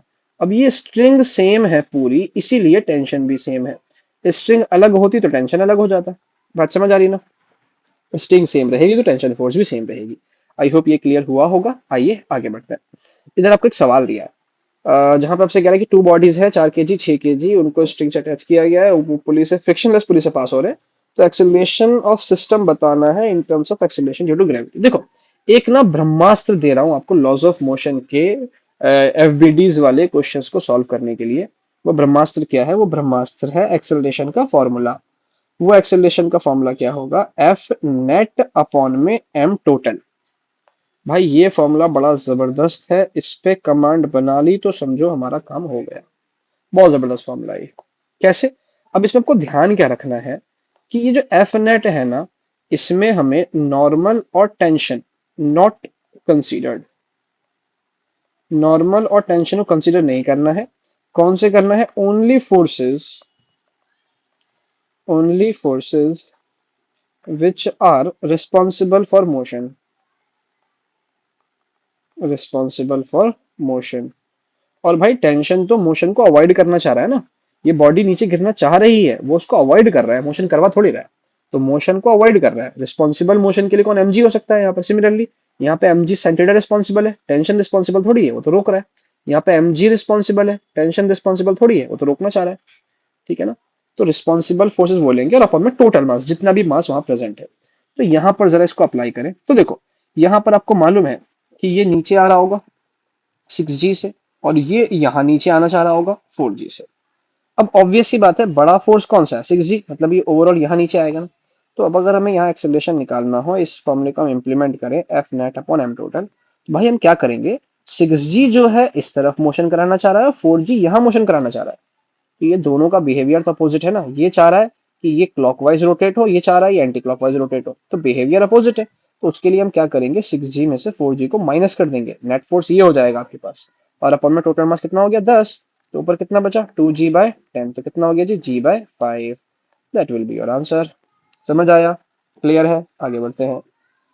एक और जबरदस्त सवाल ये है, अब भाई मेरे करने से पहले एक बार कमेंट सेक्शन में इसका आंसर कमेंट कर दो कि कि भाई यहाँ लग रहा है 10 g और यहाँ लग रहा है कितना 5 g। तो एक्सेलरेशन निकालने जाओगे तो एफ नेट अगर आप करोगे तो 10 g में से माइनस करना पड़ेगा 5 g को। ये है ना 10 g वाला यहाँ घुमाना चाह रहा है पुली को और 5 g वाला यहाँ घुमाना चाह रहा है। तो अपॉन में टोटल मास कितना हो गया 15। तो ऊपर कितना बचा 5g/15 मतलब कितना हो गया g/3। That will be your answer. आगे बढ़ते हैं। अब से कह रहा है 3 blocks with mass m 2m 3m are connected by this after an upward force F is applied block m masses are moving upward with constant velocity। एक second constant पहले डिफरेंस देखेंगे। कांस्टेंट वेलोसिटी से जा इस question को मैं बाद में करूंगा, इसको भी छोड़ते हैं। एक ठीक है, तो ये क्वेश्चन देखते हैं। देखो यहाँ पे आपके पास क्या है कि 2 blocks है A and B mass 3m m है respectively connected by mass system blah blah blah blah blah blah blah और इसको इमीडिएटली कट कर दिया हमने। तो बताना है कि दोनों ए और बी के एक्सेलरेशन क्या होंगे कट करने के बाद।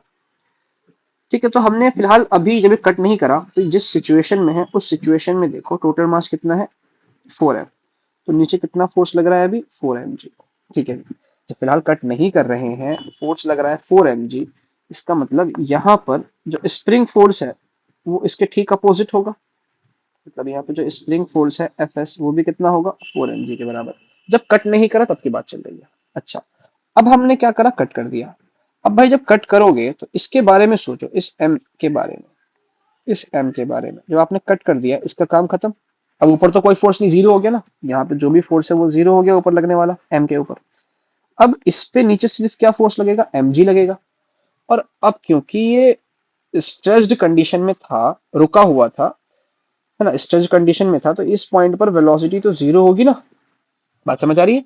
वेलोसिटी जीरो होगी क्योंकि अभी रेस्ट की कंडीशन में है ना, काटने से जस्ट पहले। तो इनिशियल वेलोसिटी जीरो है और फोर्स लग रहा है mg। इसका मतलब ये फ्री फॉल करने लग जाएगा। ये वाला जो ब्लॉक है फ्री फॉल करने लग जाएगा। तो फ्री फॉल में एक्सेलरेशन कितना होता है जी के बराबर।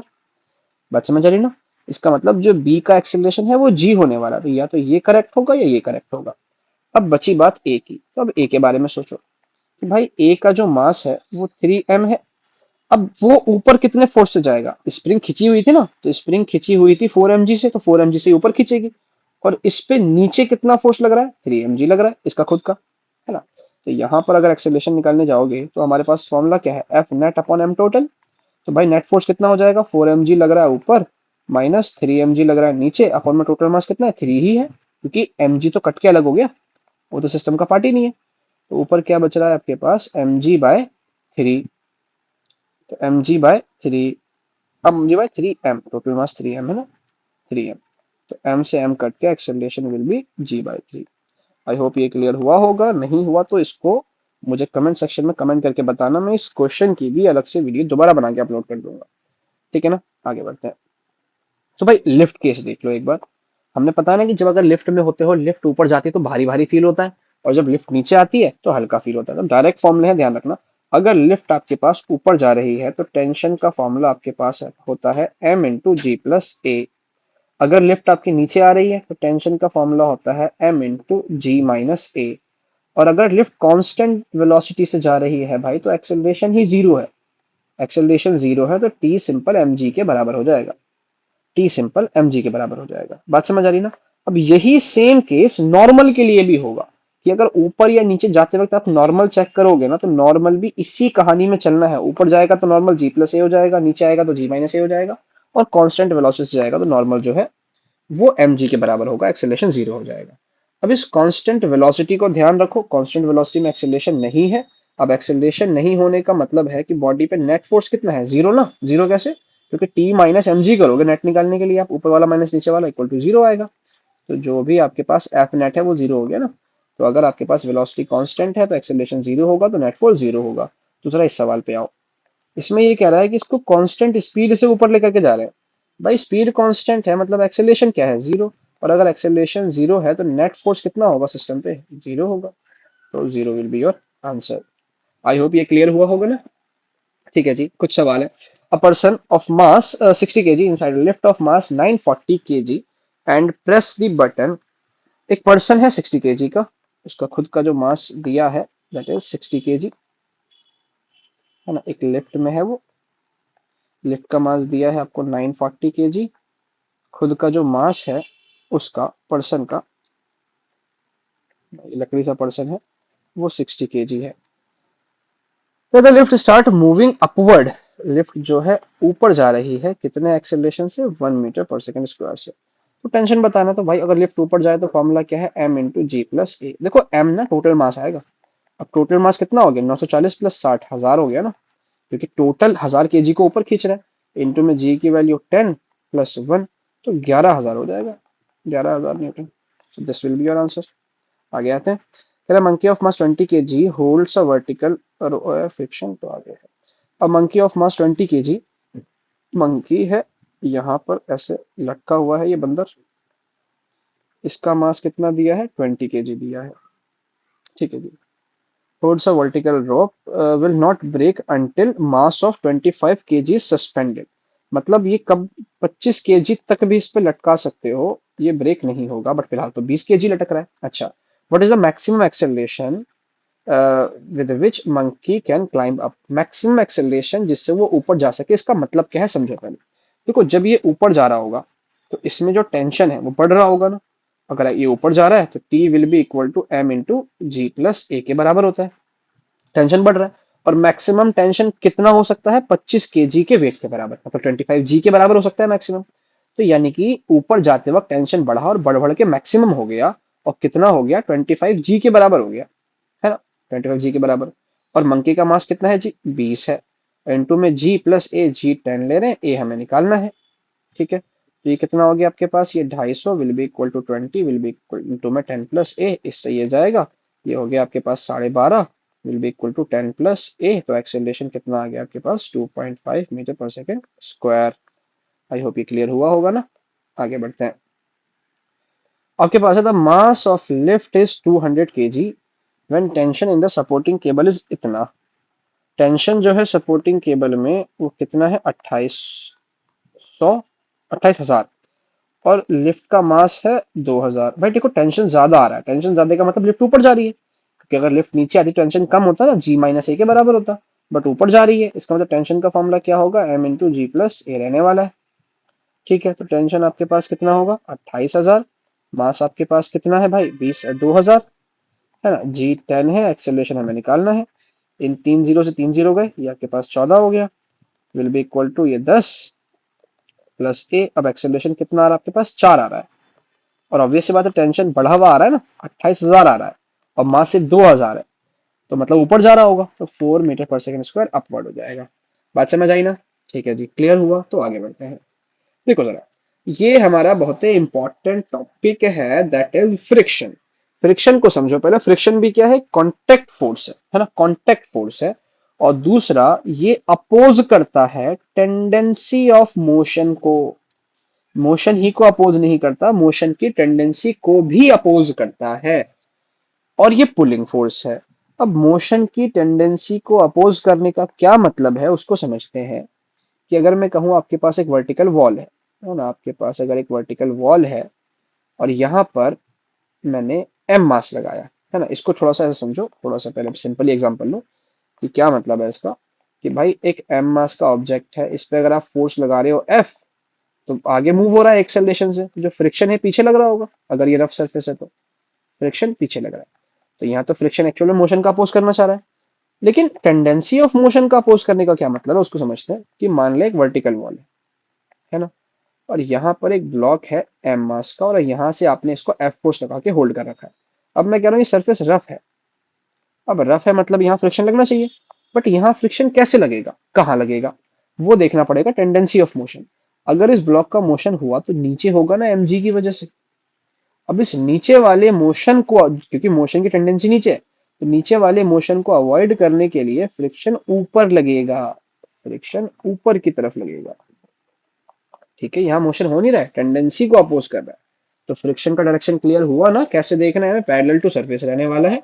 और ये पुलिंग फोर्स है, देखो बॉडी नीचे जाना चाह रही है, बट ये ऊपर खींचना चाह रहा है ना, ये पुलिंग फोर्स है आपका, ठीक है। और कांटेक्ट होना कंपलसरी है जी, ठीक। तो फ्रिक्शन की थोड़ी सी कहानी अगर हम समझ लें, तो ये कुछ इस तरह से है। देखो इधर कि एक सरफेस है रफ, है ना, उसके ऊपर आपने एक ऑब्जेक्ट रख दिया एम मास का।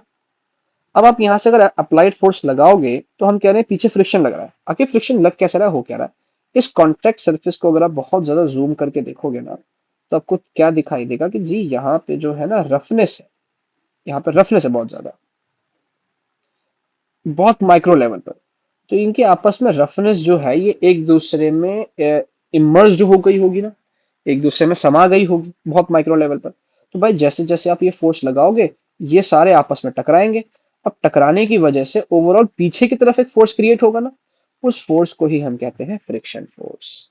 बात समझ आ रही है? उस फोर्स को ही हम कहते हैं फ्रिक्शन फोर्स। और अगर आप बहुत ज्यादा फोर्स लगा दोगे, अप्लाइड फोर्स ज्यादा हो जाएगा, तो भाई जो टेंटिकल्स से निकले हुए टूट जाएंगे। तो अब सिनेरियो कुछ ऐसा बन जाएगा, सिनेरियो ऐसा बन जाएगा। अब फ्रिक्शन इस केस में क्या होगा, कम हो जाएगा, क्योंकि रफनेस कम हो गई है। फ्रिक्शन स्टिल प्रेजेंट है बट कंपैरेटिवली कम हो गया है। ठीक है ना? अब ये कम फ्रिक्शन और ज्यादा फ्रिक्शन आखिर ये क्या है, इसको हम समझते हैं। एक छोटा सा कंपैरिजन इनमें समझ लो। देखो हमारे पास तीन तरह के फ्रिक्शन है, एक स्टैटिक है, एक काइनेटिक है और एक लिमिटिंग। लिमिटिंग बेसिकली कोई टाइप नहीं है, उसको समझो। स्टैटिक का ही मैक्सिमम होता है वो, है ना? स्टैटिक फ्रिक्शन कब लगेगा, जब मोशन नहीं होगा, एक्सेलरेशन बॉडी का जीरो होगा। जब मोशन नहीं हो रहा होगा तो उस टाइम पर जो फ्रिक्शन है वो आपका स्टैटिक फ्रिक्शन कहलाएगा, एक्सेलरेशन जीरो होगा। और ये स्टैटिक फ्रिक्शन वेरिएबल है, कांस्टेंट नहीं है। और जी किसके बराबर होता है, ये अप्लाइड फोर्स के बराबर होता है। ये अप्लाइड फोर्स के बराबर होता है। कैसे? अगर मैं यहाँ पर एक ना पेज ले रहा हूँ, एक्सप्लेन करने में आसानी होगी। आपके पास एक रफ सरफेस है ना, उस पर 2 kg का ब्लॉक लगाया मैंने, और मान लो यहाँ से मैं न्यूटन फोर्स लगा रहा हूँ। और मैं क्या देख रहा हूँ, कोई मोशन नहीं, एक्सेलरेशन जीरो है। अब एक्सेलरेशन जीरो है, मोशन कोई नहीं हो रहा है यहाँ पर, है ना? तो इसका मतलब है कि पीछे कोई फोर्स लग रहा है इसको अवॉइड करने के लिए, और वो एक फ्रिक्शन फोर्स है। और उस फ्रिक्शन की फोर्स की वैल्यू भी 2 न्यूटन ही होनी पड़ेगी, तभी तो ये मोशन नहीं होगा। बात समझ आ रही ना? अब अगर मान लो इस फोर्स को बढ़ा के मैंने 2 की जगह कर दिया 10 न्यूटन, है ना, ये 2 kg के ब्लॉक पे, स्टिल हम देख रहे हैं मोशन नहीं हो रहा है, नो मोशन। स्टिल हम देख रहे हैं मोशन नहीं हो रहा है। इसका मतलब पीछे जो लगने वाला फ्रिक्शन फोर्स है उसकी वैल्यू भी 10 ही होनी चाहिए। 10 से कम होगी तो मोशन हो जाएगा, 10 से ज्यादा होगी तो अपोजिट मोशन होगा। 10 से ज्यादा तो पॉसिबल ही नहीं है ना। मतलब पीछे लगने वाला फोर्स भी कितना है, 10 ही है। और आगे जो फोर्स लगा रहे हैं वो भी 10 है। तो यही वजह है कि मोशन नहीं हो रहा है। अब ये जो फ्रिक्शन इस केस में है ना, जो मोशन नहीं होने दे रहा है, उस फ्रिक्शन को हम कहते हैं स्टैटिक फ्रिक्शन। और इसकी वैल्यू कुछ फिक्स नहीं है, ये चेंज हो रहा है अकॉर्डिंग टू अप्लाइड फोर्स। जैसे जैसे अप्लाइड फोर्स बढ़ा रहे हो वैसे वैसे स्टैटिक फ्रिक्शन भी बढ़ता चला जा रहा है। बात समझ आ रही है ना? तो यही बात हमने यहाँ कही है कि जब ये तब लगेगा जब मोशन नहीं होगा, और ये वेरिएबल होता है, अप्लाइड फोर्स के बराबर होता है। बात समझ आई? अब देखिए लिमिटिंग फ्रिक्शन। लिमिटिंग फ्रिक्शन क्या है भाई, ये maximum value of static friction है। मतलब क्या, कि भाई आपने 10 लगाया, लेकिन जैसे ही आपने क्या करा, 10.1 न्यूटन लगाया ना, मोशन हो गया। ठीक है, मोशन हो गया। इसका मतलब मैक्सिमम कितना फ्रिक्शन लग सकता था पीछे, 10 न्यूटन लग सकता था। समझ आ रहा है ना? मैक्सिमम 10 न्यूटन लग सकता था। अब उस मैक्सिमम स्टैटिक फ्रिक्शन को ही, स्टैटिक फ्रिक्शन जो मैक्सिमम लग सकता है, उसी को हम कह देते हैं लिमिटिंग फ्रिक्शन। मतलब इससे ज्यादा फ्रिक्शन यहाँ पे लग नहीं पाएगा। तो मैक्सिमम स्टैटिक फ्रिक्शन जो होगा वही आपका स्टैटिक फ्रिक्शन कहलाता है। तो जी आपके पास ये लिमिटिंग फ्रिक्शन क्या है, maximum value of static friction. ध्यान रहे यहाँ भी एक्सेलरेशन नहीं होगा। और इस लिमिटिंग फ्रिक्शन के निकालने का फॉर्मूला है mu s into N. Mu s क्या है, कोफिशिएंट ऑफ स्टैटिक फ्रिक्शन। जो भी सरफेस, जो भी कॉन्टैक्ट सरफेस आपस में यहाँ पर है, उनका जो रिलेटिव रफनेस होगा, है ना, रिलेटिव रफनेस, उसको म्यू से रिप्रेजेंट करते हैं। और म्यू एस होता है स्टैटिक के केस में जहां मोशन नहीं हो रहा होता है। और ये डिपेंड नहीं करता अप्लाइड फोर्स पे, ये इंपॉर्टेंट है।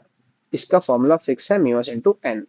अब इसको समझो, यहाँ पर इनिशियली क्या था, रफनेस बहुत ज्यादा थी, मोशन नहीं हो रहा था।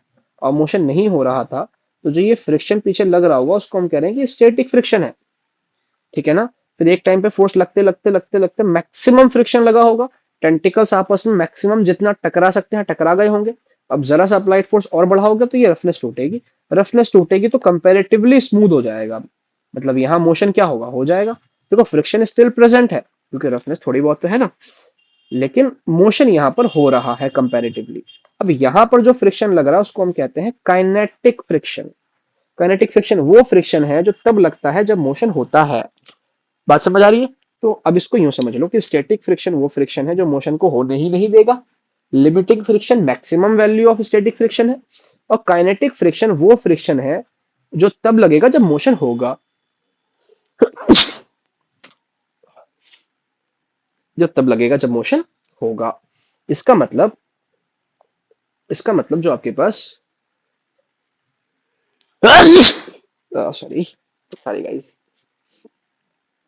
आह, इसका मतलब आपके पास जो काइनेटिक फ्रिक्शन है वो सबसे कम है, और सबसे ज्यादा आपके पास लिमिटिंग फ्रिक्शन है, या उसी को हम स्टैटिक कह लें। ठीक है ना। तो काइनेटिक फ्रिक्शन सबसे कम रहने वाला है। और एक है रोलिंग फ्रिक्शन, जो रोल करते वक्त लगता है वो सबसे कम होता है। तो रोलिंग फ्रिक्शन और भी कम होता है, इसका हमें ध्यान रखना है। अब क्योंकि लिमिटिंग फ्रिक्शन ज्यादा है काइनेटिक फ्रिक्शन से, इसका मतलब जो म्यू एस की वैल्यू है वो भी हमेशा म्यू के से बड़ी रहेगी, इसका हम ध्यान रखेंगे। ठीक है ना। तो स्टैटिक फ्रिक्शन क्या है, क्लियर हो गया। वो फ्रिक्शन जो तब लगेगा जब मोशन नहीं होगा, मोशन को अवॉइड करेगा। लिमिटिंग फ्रिक्शन, ये वो फ्रिक्शन है जो maximum value of static friction है, मोशन यहाँ भी नहीं होगा। लेकिन लिमिटिंग फ्रिक्शन की निकालने का तरीका हमारे पास म्यू एस इंटू एन है। Mu S coefficient of friction है और एन नॉर्मल है। और अगर आपके पास फोर्स बहुत ज्यादा लगेगी, रफनेस टूट जाएगी, तो अब फ्रिक्शन कंपैरेटिवली कम हो जाएगा और वो काइनेटिक फ्रिक्शन कहलाएगा। और उसके निकालने का फॉर्मूला क्या है, म्यू के इंटू एन। ठीक है। और स्टैटिक फ्रिक्शन का कोई फॉर्मूला नहीं है, ये अप्लाइड फोर्स के बराबर होगा। और इसकी वैल्यू हमेशा लिमिटिंग फ्रिक्शन से कम रहेगी, यानी एफ एस की वैल्यू हमेशा म्यू एस एन से कम रहने वाली है। ठीक है जी। ये बात क्लियर हुई। अगर ये बात क्लियर हुई तो एक छोटा सा ग्राफ बनता है फ्रिक्शन का, उस ग्राफ को हमें और देख लेना है। कि अगर मान लो यहाँ पे मैं कह रहा हूँ एक ग्राफ है, ठीक है जी, यहाँ पे आपके पास क्या है, एफ अप्लाइड है, अप्लाइड फोर्स है, और यहाँ पे आपके पास फ्रिक्शन चल रहा है। तो हम क्या नोटिस करेंगे कि जैसे जैसे अप्लाइड फोर्स बढ़ाओगे, फ्रिक्शन बढ़ेगा बढ़ेगा बढ़ेगा बढ़ेगा, मैक्सिमम हो जाएगा, है ना, मैक्सिमम हो जाएगा। मैक्सिमम हो जाएगा क्या, ये लिमिटिंग फ्रिक्शन बन जाएगा, mu s into N, limiting friction. अब जरा सा फोर्स और बढ़ाओगे तो फ्रिक्शन अचानक से रफनेस कम होगी, फ्रिक्शन घटेगा, फ्रिक्शन घटेगा। और फ्रिक्शन घट के अब क्या बन जाएगा, वो काइनेटिक फ्रिक्शन बन जाएगा। मतलब यहाँ पे ये काइनेटिक फ्रिक्शन का रीजन है, और इतना पोर्शन जो बनाया ये स्टैटिक फ्रिक्शन के लिए था। ठीक है जी। तो बात समझ आ रही है। आगे बढ़ते हैं, कुछ क्वेश्चंस लेते हैं। देखो भाई, आसान तरीके से हो गई यार। वही है कि हमें यहाँ भी एक्सेलरेशन के फॉर्मूला जो लिखवाया था ना, F net upon M total, ध्यान रहे ये लॉज ऑफ मोशन के लिए ब्रह्मास्त्र है आपका। भाई इसको तो बहुत अच्छे से यूज करना है। तो ये आपसे कह रहा है क्या, कि सिस्टम है consist of masses this this this. ठीक। रफ हॉरिजॉन्टल सरफेस पे रखी है, जिसका फ्रिक्शन कोएफिशिएंट फ्रिक्शन म्यू है, पुल्ली फ्रिक्शनलेस है, पुल्ली में कोई फ्रिक्शन नहीं है। और डाउनवर्ड एक्सेलरेशन बताना है मास m1 का। तो बड़ा सिंपल है, कैसे, देखो इधर। हम कह रहे हैं यहाँ पर, इसको थोड़ा सा मिटा दें। हम कह रहे हैं कि ये ए एक्सेलरेशन से नीचे आ रहा है, तो ये दोनों ए एक्सेलरेशन से आगे जा रहे होंगे। तो एक्सेलरेशन का फॉर्मूला तो ये लगाना है, F net upon M total. अब एफ नेट ढूंढो। एफ में मैंने क्या बताया कि टेंशन नॉर्मल हमें काउंट नहीं करना, सिर्फ वो फोर्सेस काउंट करने हैं जो मोशन के लिए रिस्पॉन्सिबल है। तो अब देखना जरा, यहाँ पर एक फोर्स नीचे लग रहा है, मैं मार्कर चेंज कर लूं, यहाँ पर लग रहा है आपके पास कितना, mg। मतलब mg मोशन करवा रहा है। और यहाँ पर पीछे की तरफ क्या लग रहा होगा, फ्रिक्शन लग रहा होगा, है ना। और मोशन हो रहा है क्योंकि, मतलब फ्रिक्शन कौन सा होगा, काइनेटिक होगा। और काइनेटिक फ्रिक्शन की वैल्यू क्या होती है, म्यू के इंटू एन। अब यहाँ पे म्यू को म्यू ही कह रहा है वो, म्यू के इंटू एन। ठीक है जी। अब इस सिस्टम का, ये जो सिस्टम हमारे पास है m2 और m3 का, इस सिस्टम का मास इस सिस्टम पे अगर हम लगाएं, कि यहाँ बना दूं मैं, ये आपके पास m2 है और ये m3 है, एक सरफेस पे रखा हुआ है ना। तो इस सिस्टम पे टोटल कितना नॉर्मल लग रहा होगा, n, और वो किसके बराबर होगा, नीचे लगने वाला total mass m2 plus m3 जी, इसके बराबर होगा। इसका मतलब जो फ्रिक्शन है, काइनेटिक फ्रिक्शन, वो कितना आ गया, mu into m2 plus m3 into G के बराबर। बात समझ आ रही है ना। ये आपके पास टोटल लगने वाला फ्रिक्शन आ गया। तो अब हम एक्सेलरेशन अगर निकालें एफ नेट, तो एफ नेट कितना है हमारे पास, m1g नीचे लग रहा है, और ये मोशन को पीछे की तरफ कराना चाह रहा है। तो ये m1g हो गया, और माइनस का mu into m2 plus m3g हो गया, अपॉन में टोटल मास कितना हो गया जी, m1 plus m2 plus m3। यहाँ तक बात समझ आ रही है। ठीक है। अब यहाँ से अगर हम सॉल्व करें, तो देखो क्या बनेगा आपके पास ये। और हाँ, ये कह रहा है क्वेश्चन में कि ये m1 m2 m3 बराबर है, सब m के बराबर है। अच्छा, तो हमारे लिए और आसान हो गया फिर तो ये। तो ये आपके पास mg हो गया, माइनस ये क्या हो गया, 2 म्यू जी हो गया, अपॉन में 3m हो गया, है ना। 2 म्यू mg हो गया, और ऊपर से m कॉमन अगर निकालोगे, ऊपर से अगर m कॉमन निकालें, तो ये जी भी का एम जी कॉमन निकल जाएगा बेसिकली ना, ऊपर से एम जी कॉमन निकल जाएगा, ये 1 माइनस 2 म्यू बचेगा, अपॉन में 3m बचेगा। एम से एम कट जाएगा तो एक्सेलरेशन आपके पास कितना आ जाएगा, 1 - 2 μ/3g। ये आपके पास आंसर हो गया। आई होप ये क्लियर हुआ होगा। ठीक है ना। सारा खेल इसी फार्मूले का है। यहाँ पर हमने क्या करा, एक फोर्स देखा नीचे m1g और एक फोर्स देखा पीछे जो कि काइनेटिक फ्रिक्शन है, जिसकी वैल्यू म्यू इंटू एन के बराबर है। और म्यू एस म्यू के यहाँ पे नहीं, क्योंकि सिर्फ म्यू दिया है और मोशन हो रहा है तो इसी को हमने म्यू मान लिया, म्यू के को ही। और ऊपर लग रहा है पूरे सिस्टम, देखो इन दोनों पर एक साथ फ्रिक्शन लग रहा है, तो इन दोनों पे एक साथ नॉर्मल लग रहा होगा ऊपर की तरफ, है ना। और इसको हमने एक सिस्टम माना तो नीचे क्या लग रहा था आपके पास, m2 + m3g, तो बस वहां से हमने इसको निकाला है। आगे आते हैं, आपके पास है कि a block of mass m1 rest rest कर रहा है, आराम कर रहा था on the horizontal table. A light string connected to it passes over a frictionless pulley at the edge of table. मतलब एक टेबल है, यहाँ पे एक मास है m1, ये रेस्ट कर रहा है, यहाँ पे एक पुली है, इससे पास हो रहा है। ठीक है। उसके बाद क्या कह रहा है, अदर एंड जो है ब्लॉक m2 से कनेक्ट कर रखा है इसको हमने, यहाँ पे एक ब्लॉक है उसको m2 से कनेक्ट कर रखा है। अच्छा, इसके बाद क्या था, कोफिशिएंट ऑफ काइनेटिक फ्रिक्शन, यानी यहाँ कोफिशिएंट ऑफ फ्रिक्शन म्यू दिया है, म्यू के दिया है basically. When block A is sliding on the table, then tension in the string। भाई स्ट्रिंग में टेंशन बतानी है, T। हम इसको वैसे ही करेंगे, कैसे करेंगे, एक्सेलरेशन निकालेंगे पहले। एक्सेलरेशन नीचे की तरफ हो रहा है ना, ये नीचे जा रहा है, ये आगे जा रहा है, पहला काम तो एक्सेलरेशन निकालने का है। और एक्सेलरेशन का फॉर्मूला क्या है हमारे पास, F net upon M total. तो एफ नेट कैसे निकालेंगे भाई, यहाँ पे नीचे लगने वाला फोर्स क्या है, m2g, है ना।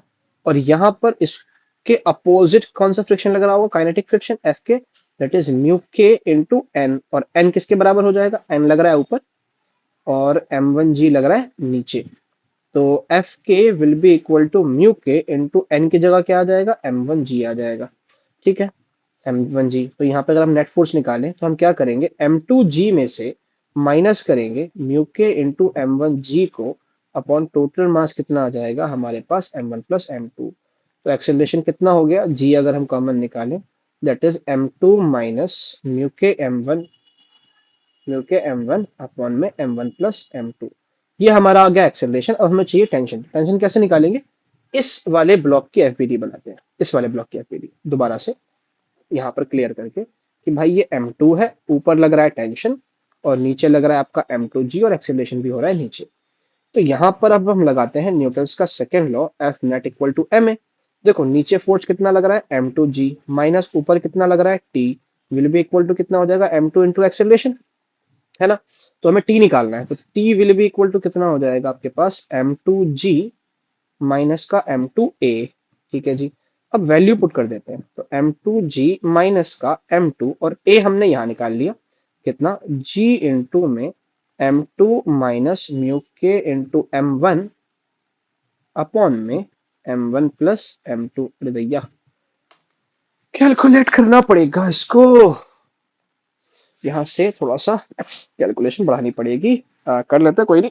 इसलिए आपको दिख रहा है कि m2g कॉमन आ रहा है ना, मैं एक पेज ऐड कर दूं, इसमें से इसको कॉपी कर लेते हैं उठा के,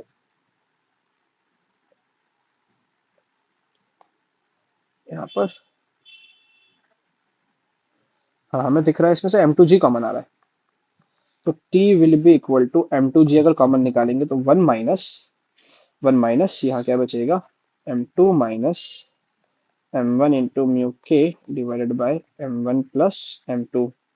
इसको अगर सॉल्व करोगे भाई तो t will be equal to m2g, ये हो जाएगा m1 + m2 minus m2 plus का m1 इंटू म्यू के अपॉन में m1 + m2।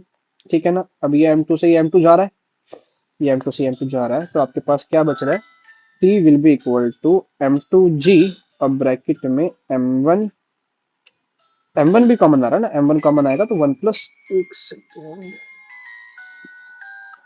हेलो। हाँ अभी असद जाएगा, फैसल को लिया, फैसल को लेता हुआ आ जा मेरे घर पे। हाँ पर अभी नहीं आ जा, 4 बजे आएगी जाके। ठीक है।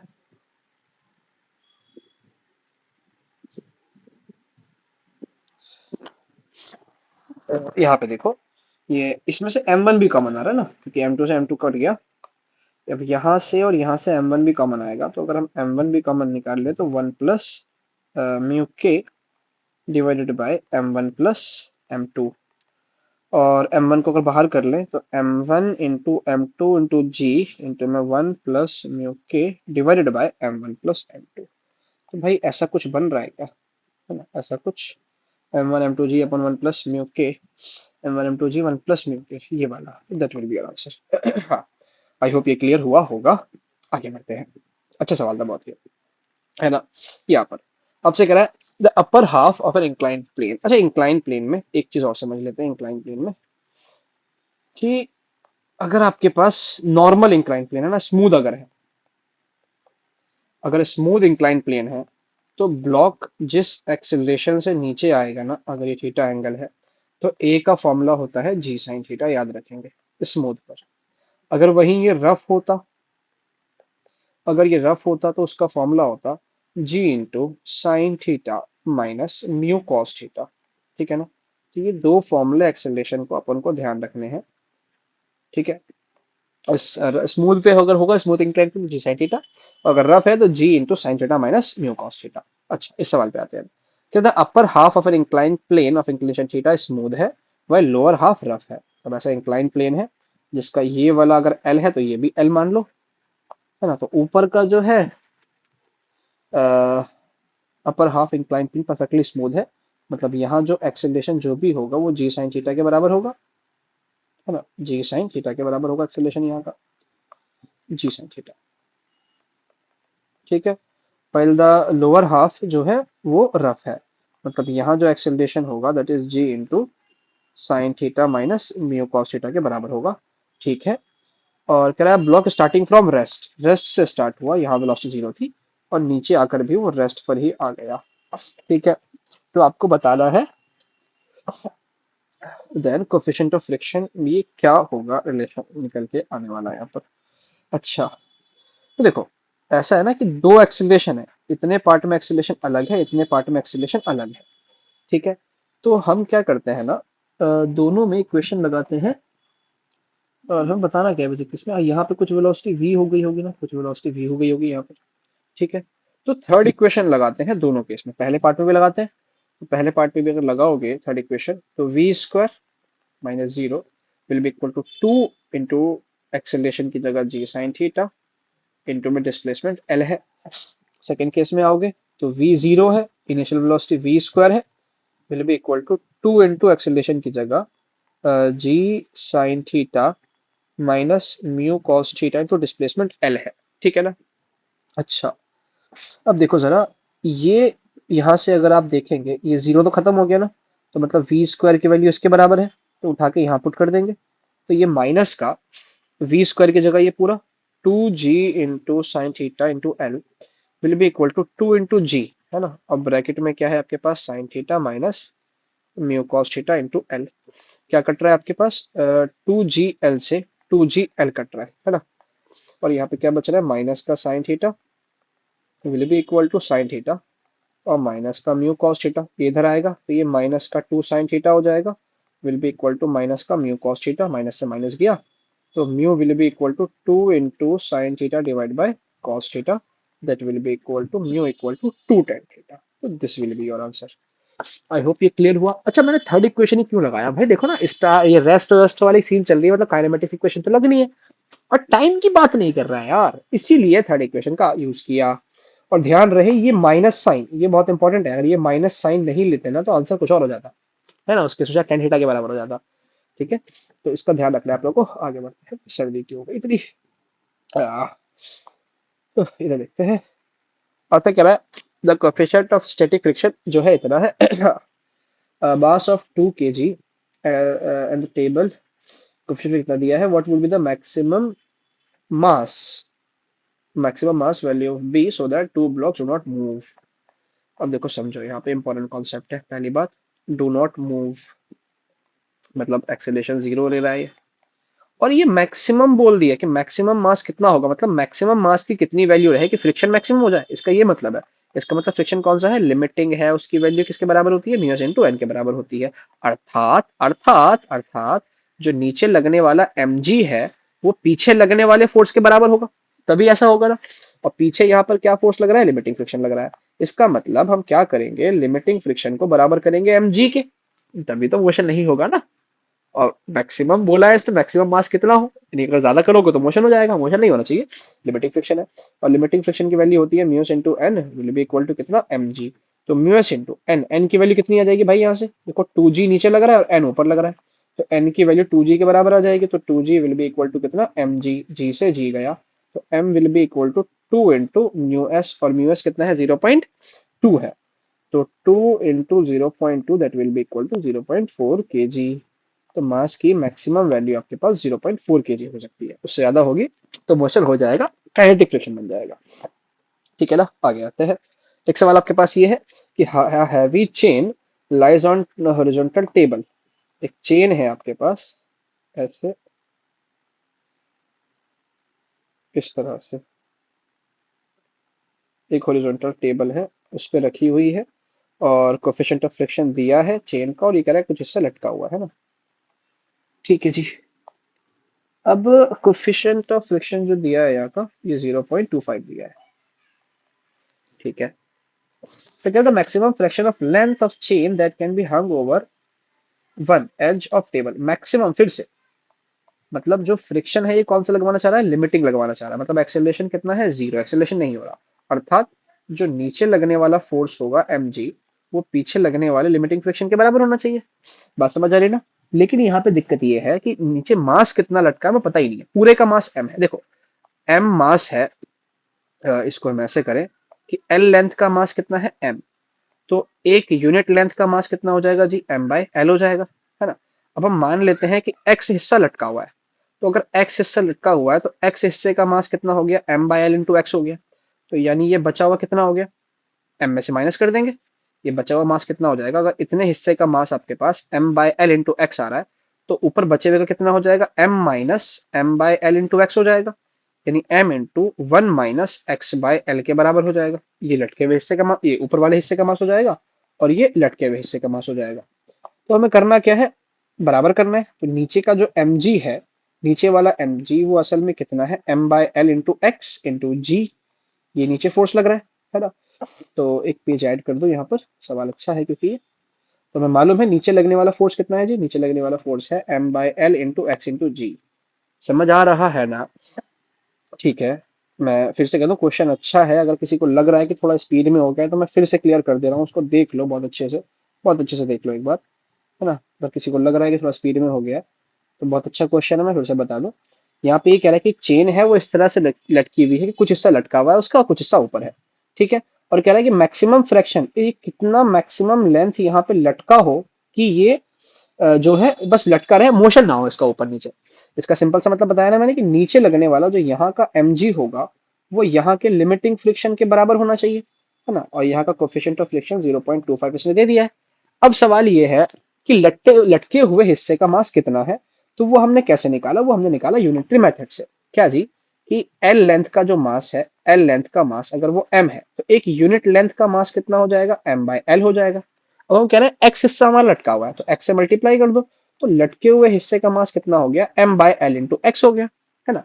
यानी नीचे कितना लग रहा है फोर्स, नीचे फोर्स लग रहा है m by l into x, ये इसका मास हो गया लटके हुए हिस्से का, इंटू में g, ये फोर्स नीचे लग रहा है। तो इस बचे हुए हिस्से का मास कितना हो जाएगा, इसमें इसको माइनस कर दो m में से, टोटल मास में, तो m minus m by l into x, यानी m कॉमन निकालेंगे तो 1 - x/l के बराबर हो जाएगा। ठीक है ना, मतलब इसने हिस्से का मास कितना है, m इंटू 1 - x/l के बराबर। ठीक है जी, तो इसको अगर हम आगे सॉल्व करें तो मैं आपको वही बता रहा हूँ कि नीचे लगने वाला जो फोर्स है m by l into X into G, वो बराबर होगा लिमिटिंग फ्रिक्शन के, और लिमिटिंग फ्रिक्शन किसके बराबर होता है, म्यू इंटू एन के, है ना। तो m x g by l will be equal to mu into, और एन बराबर होता है एम जी के, और यहाँ का मास कितना है आपके पास, m इंटू 1 - x/l। तो इसका मास है m into 1 - x/l into G, ये नॉर्मल आ गया आपके पास, जिसमें से जी एम से जी एम कट जाएगा। ठीक है ना, क्या बच रहा है आपके पास, आपके पास बच रहा है x/l will be equal to mu into 1 - x/l। ठीक है ना, आपको x निकालना है ना, क्वेश्चन के हिसाब से आपको x निकालना है, कितने परसेंट पार्ट लटका हुआ ये बताना है। तो करते हैं सॉल्व। तो x by l will be equal to, अरे म्यू तो दिया है हमें 0.25, म्यू गिवन है 0.25 इंटू में L minus x by L, तो ये एल से एल कट जाएगा। ठीक है जी। ये 0.25 अगर डिवाइड में लिया है हम, 0.25 डिवाइड में लिया है, और यहाँ क्या बचेगा एल माइनस एक्स, तो ये 4x हो गया। तो 4x will be equal to l minus x, है ना। तो यहाँ से x विल बी, ये 5x will be equal to L, यानी L x will be equal to L by 5। तो एल बाय 5 का मतलब कितना, 20% हो गया ना, पांचवा हिस्सा। मतलब टोटल 100% उसका पांचवा हिस्सा, उसका पांचवा हिस्सा कितना हो जाएगा 20%। इसका मतलब 20% आपके पास चेन जो है नीचे लटकी हुई है। This will be your answer. I hope ये क्लियर हुआ होगा ना। आगे बढ़ते हैं। देखो जरा, एक सवाल आपको ये दिया है, car is moving along a straight road with speed इतना, इनिशियल स्पीड दी है आपको, कितनी दी है, यू कितना दिया है 72 किलोमीटर पर आवर, यानी कितना बताया था मैंने 20 मीटर पर second. If coefficient of static friction, जो म्यू आपको दिया है 0.5 दिया है, स्टैटिक फ्रिक्शन है ना, म्यू ऐसे। ठीक है। Tyres at the road is this the shortest distance covered in which the car can be stopped, stop हो रही है मतलब फाइनल वेलोसिटी कितनी है 0। तो भाई टाइम की बात नहीं कर रहा है, थर्ड इक्वेशन लगेगी, मतलब तो we square minus u square equal to 2as। ठीक है जी। तो v 0 है, u आपको दिया है कितना 20 इंटू में 2। अब एक्सेलरेशन कैसे निकालें, एक्सेलरेशन ऐसे निकालेंगे कि हॉरिजॉन्टल रोड है ना, हॉरिजॉन्टल रोड। अब इस पे एक ही फोर्स लग रहा है, कौन सा, static friction will be equal to ma, है ना। कोफिशिएंट ऑफ स्टैटिक फ्रिक्शन इतना दिया है टायर और उसके बीच में। तो अब यहाँ पे आपके पास जो एफ एस है वही एम ए के बराबर हो जाएगा, है ना। और एफ एस की वैल्यू किसके बराबर होती है, म्यू एस इंटू एन के will be equal to m a, और एन की वैल्यू किसके बराबर होती है एम जी के, तो m g will be equal to m a, तो एम से एम कट जाएगा, ए की वैल्यू हो जाएगी म्यू एस जी के बराबर। तो ए की वैल्यू हो जाएगी म्यू एस इंटू जी के बराबर इंटू डिस्टेंस हमें ये निकालना है। ठीक है ना। तो 20 का स्क्वायर 400 ये हो गया, will be equal to 2 into mu की वैल्यू 0.5 इंटू 10 इंटू डिस्प्लेसमेंट हमें निकालना है, इसको मैं एक्स से लिख दे रहा हूँ। ठीक है। तो आपके पास कितना हो गया जी, माइनस का 400 ये हो रहा है, तो 5 5 दूनी 10 ये हो जाएगा, इंटू में एक्स, यानी जो भी एक्स है आपके पास वो कितना आने वाला है 40 मीटर, यानी 40 मीटर के अंदर अंदर वो रुक जाएगा। ठीक है ना। तो लॉज ऑफ मोशन के जो इंपॉर्टेंट पीवाई क्यूज थे ना, मैंने वो सारे कवर कराए हैं, ऐसे पीवाई क्यूज जिनसे आपके कॉन्सेप्ट्स क्लियर हो रहे होंगे। तो आई होप आपको ये समझ आया होगा। अगर आया है तो भाई प्लीज चैनल को लाइक करो, वीडियोस को लाइक करो, चैनल को सब्सक्राइब करो, अपने दोस्तों को शेयर करो भाई, ताकि मोटिवेशन मिले और भी मैं अच्छी अच्छी वीडियोस आगे बना पाऊँ। इवन अगर इसमें किसी भी सिंगल क्वेश्चन में भी डाउट है ना, तो वो क्वेश्चन नंबर या आप टाइम ड्यूरेशन लिख दो कि सर इस टाइम पर ये जो क्वेश्चन करा है इसमें दिक्कत है, मैं उस क्वेश्चन की भी एक अलग से वीडियो बना के बहुत अच्छे से डिटेल में एक्सप्लेन करते हुए अपलोड कर दूंगा। दोस्तों मिलते हैं अगले लेक्चर में, वर्क एनर्जी पावर में।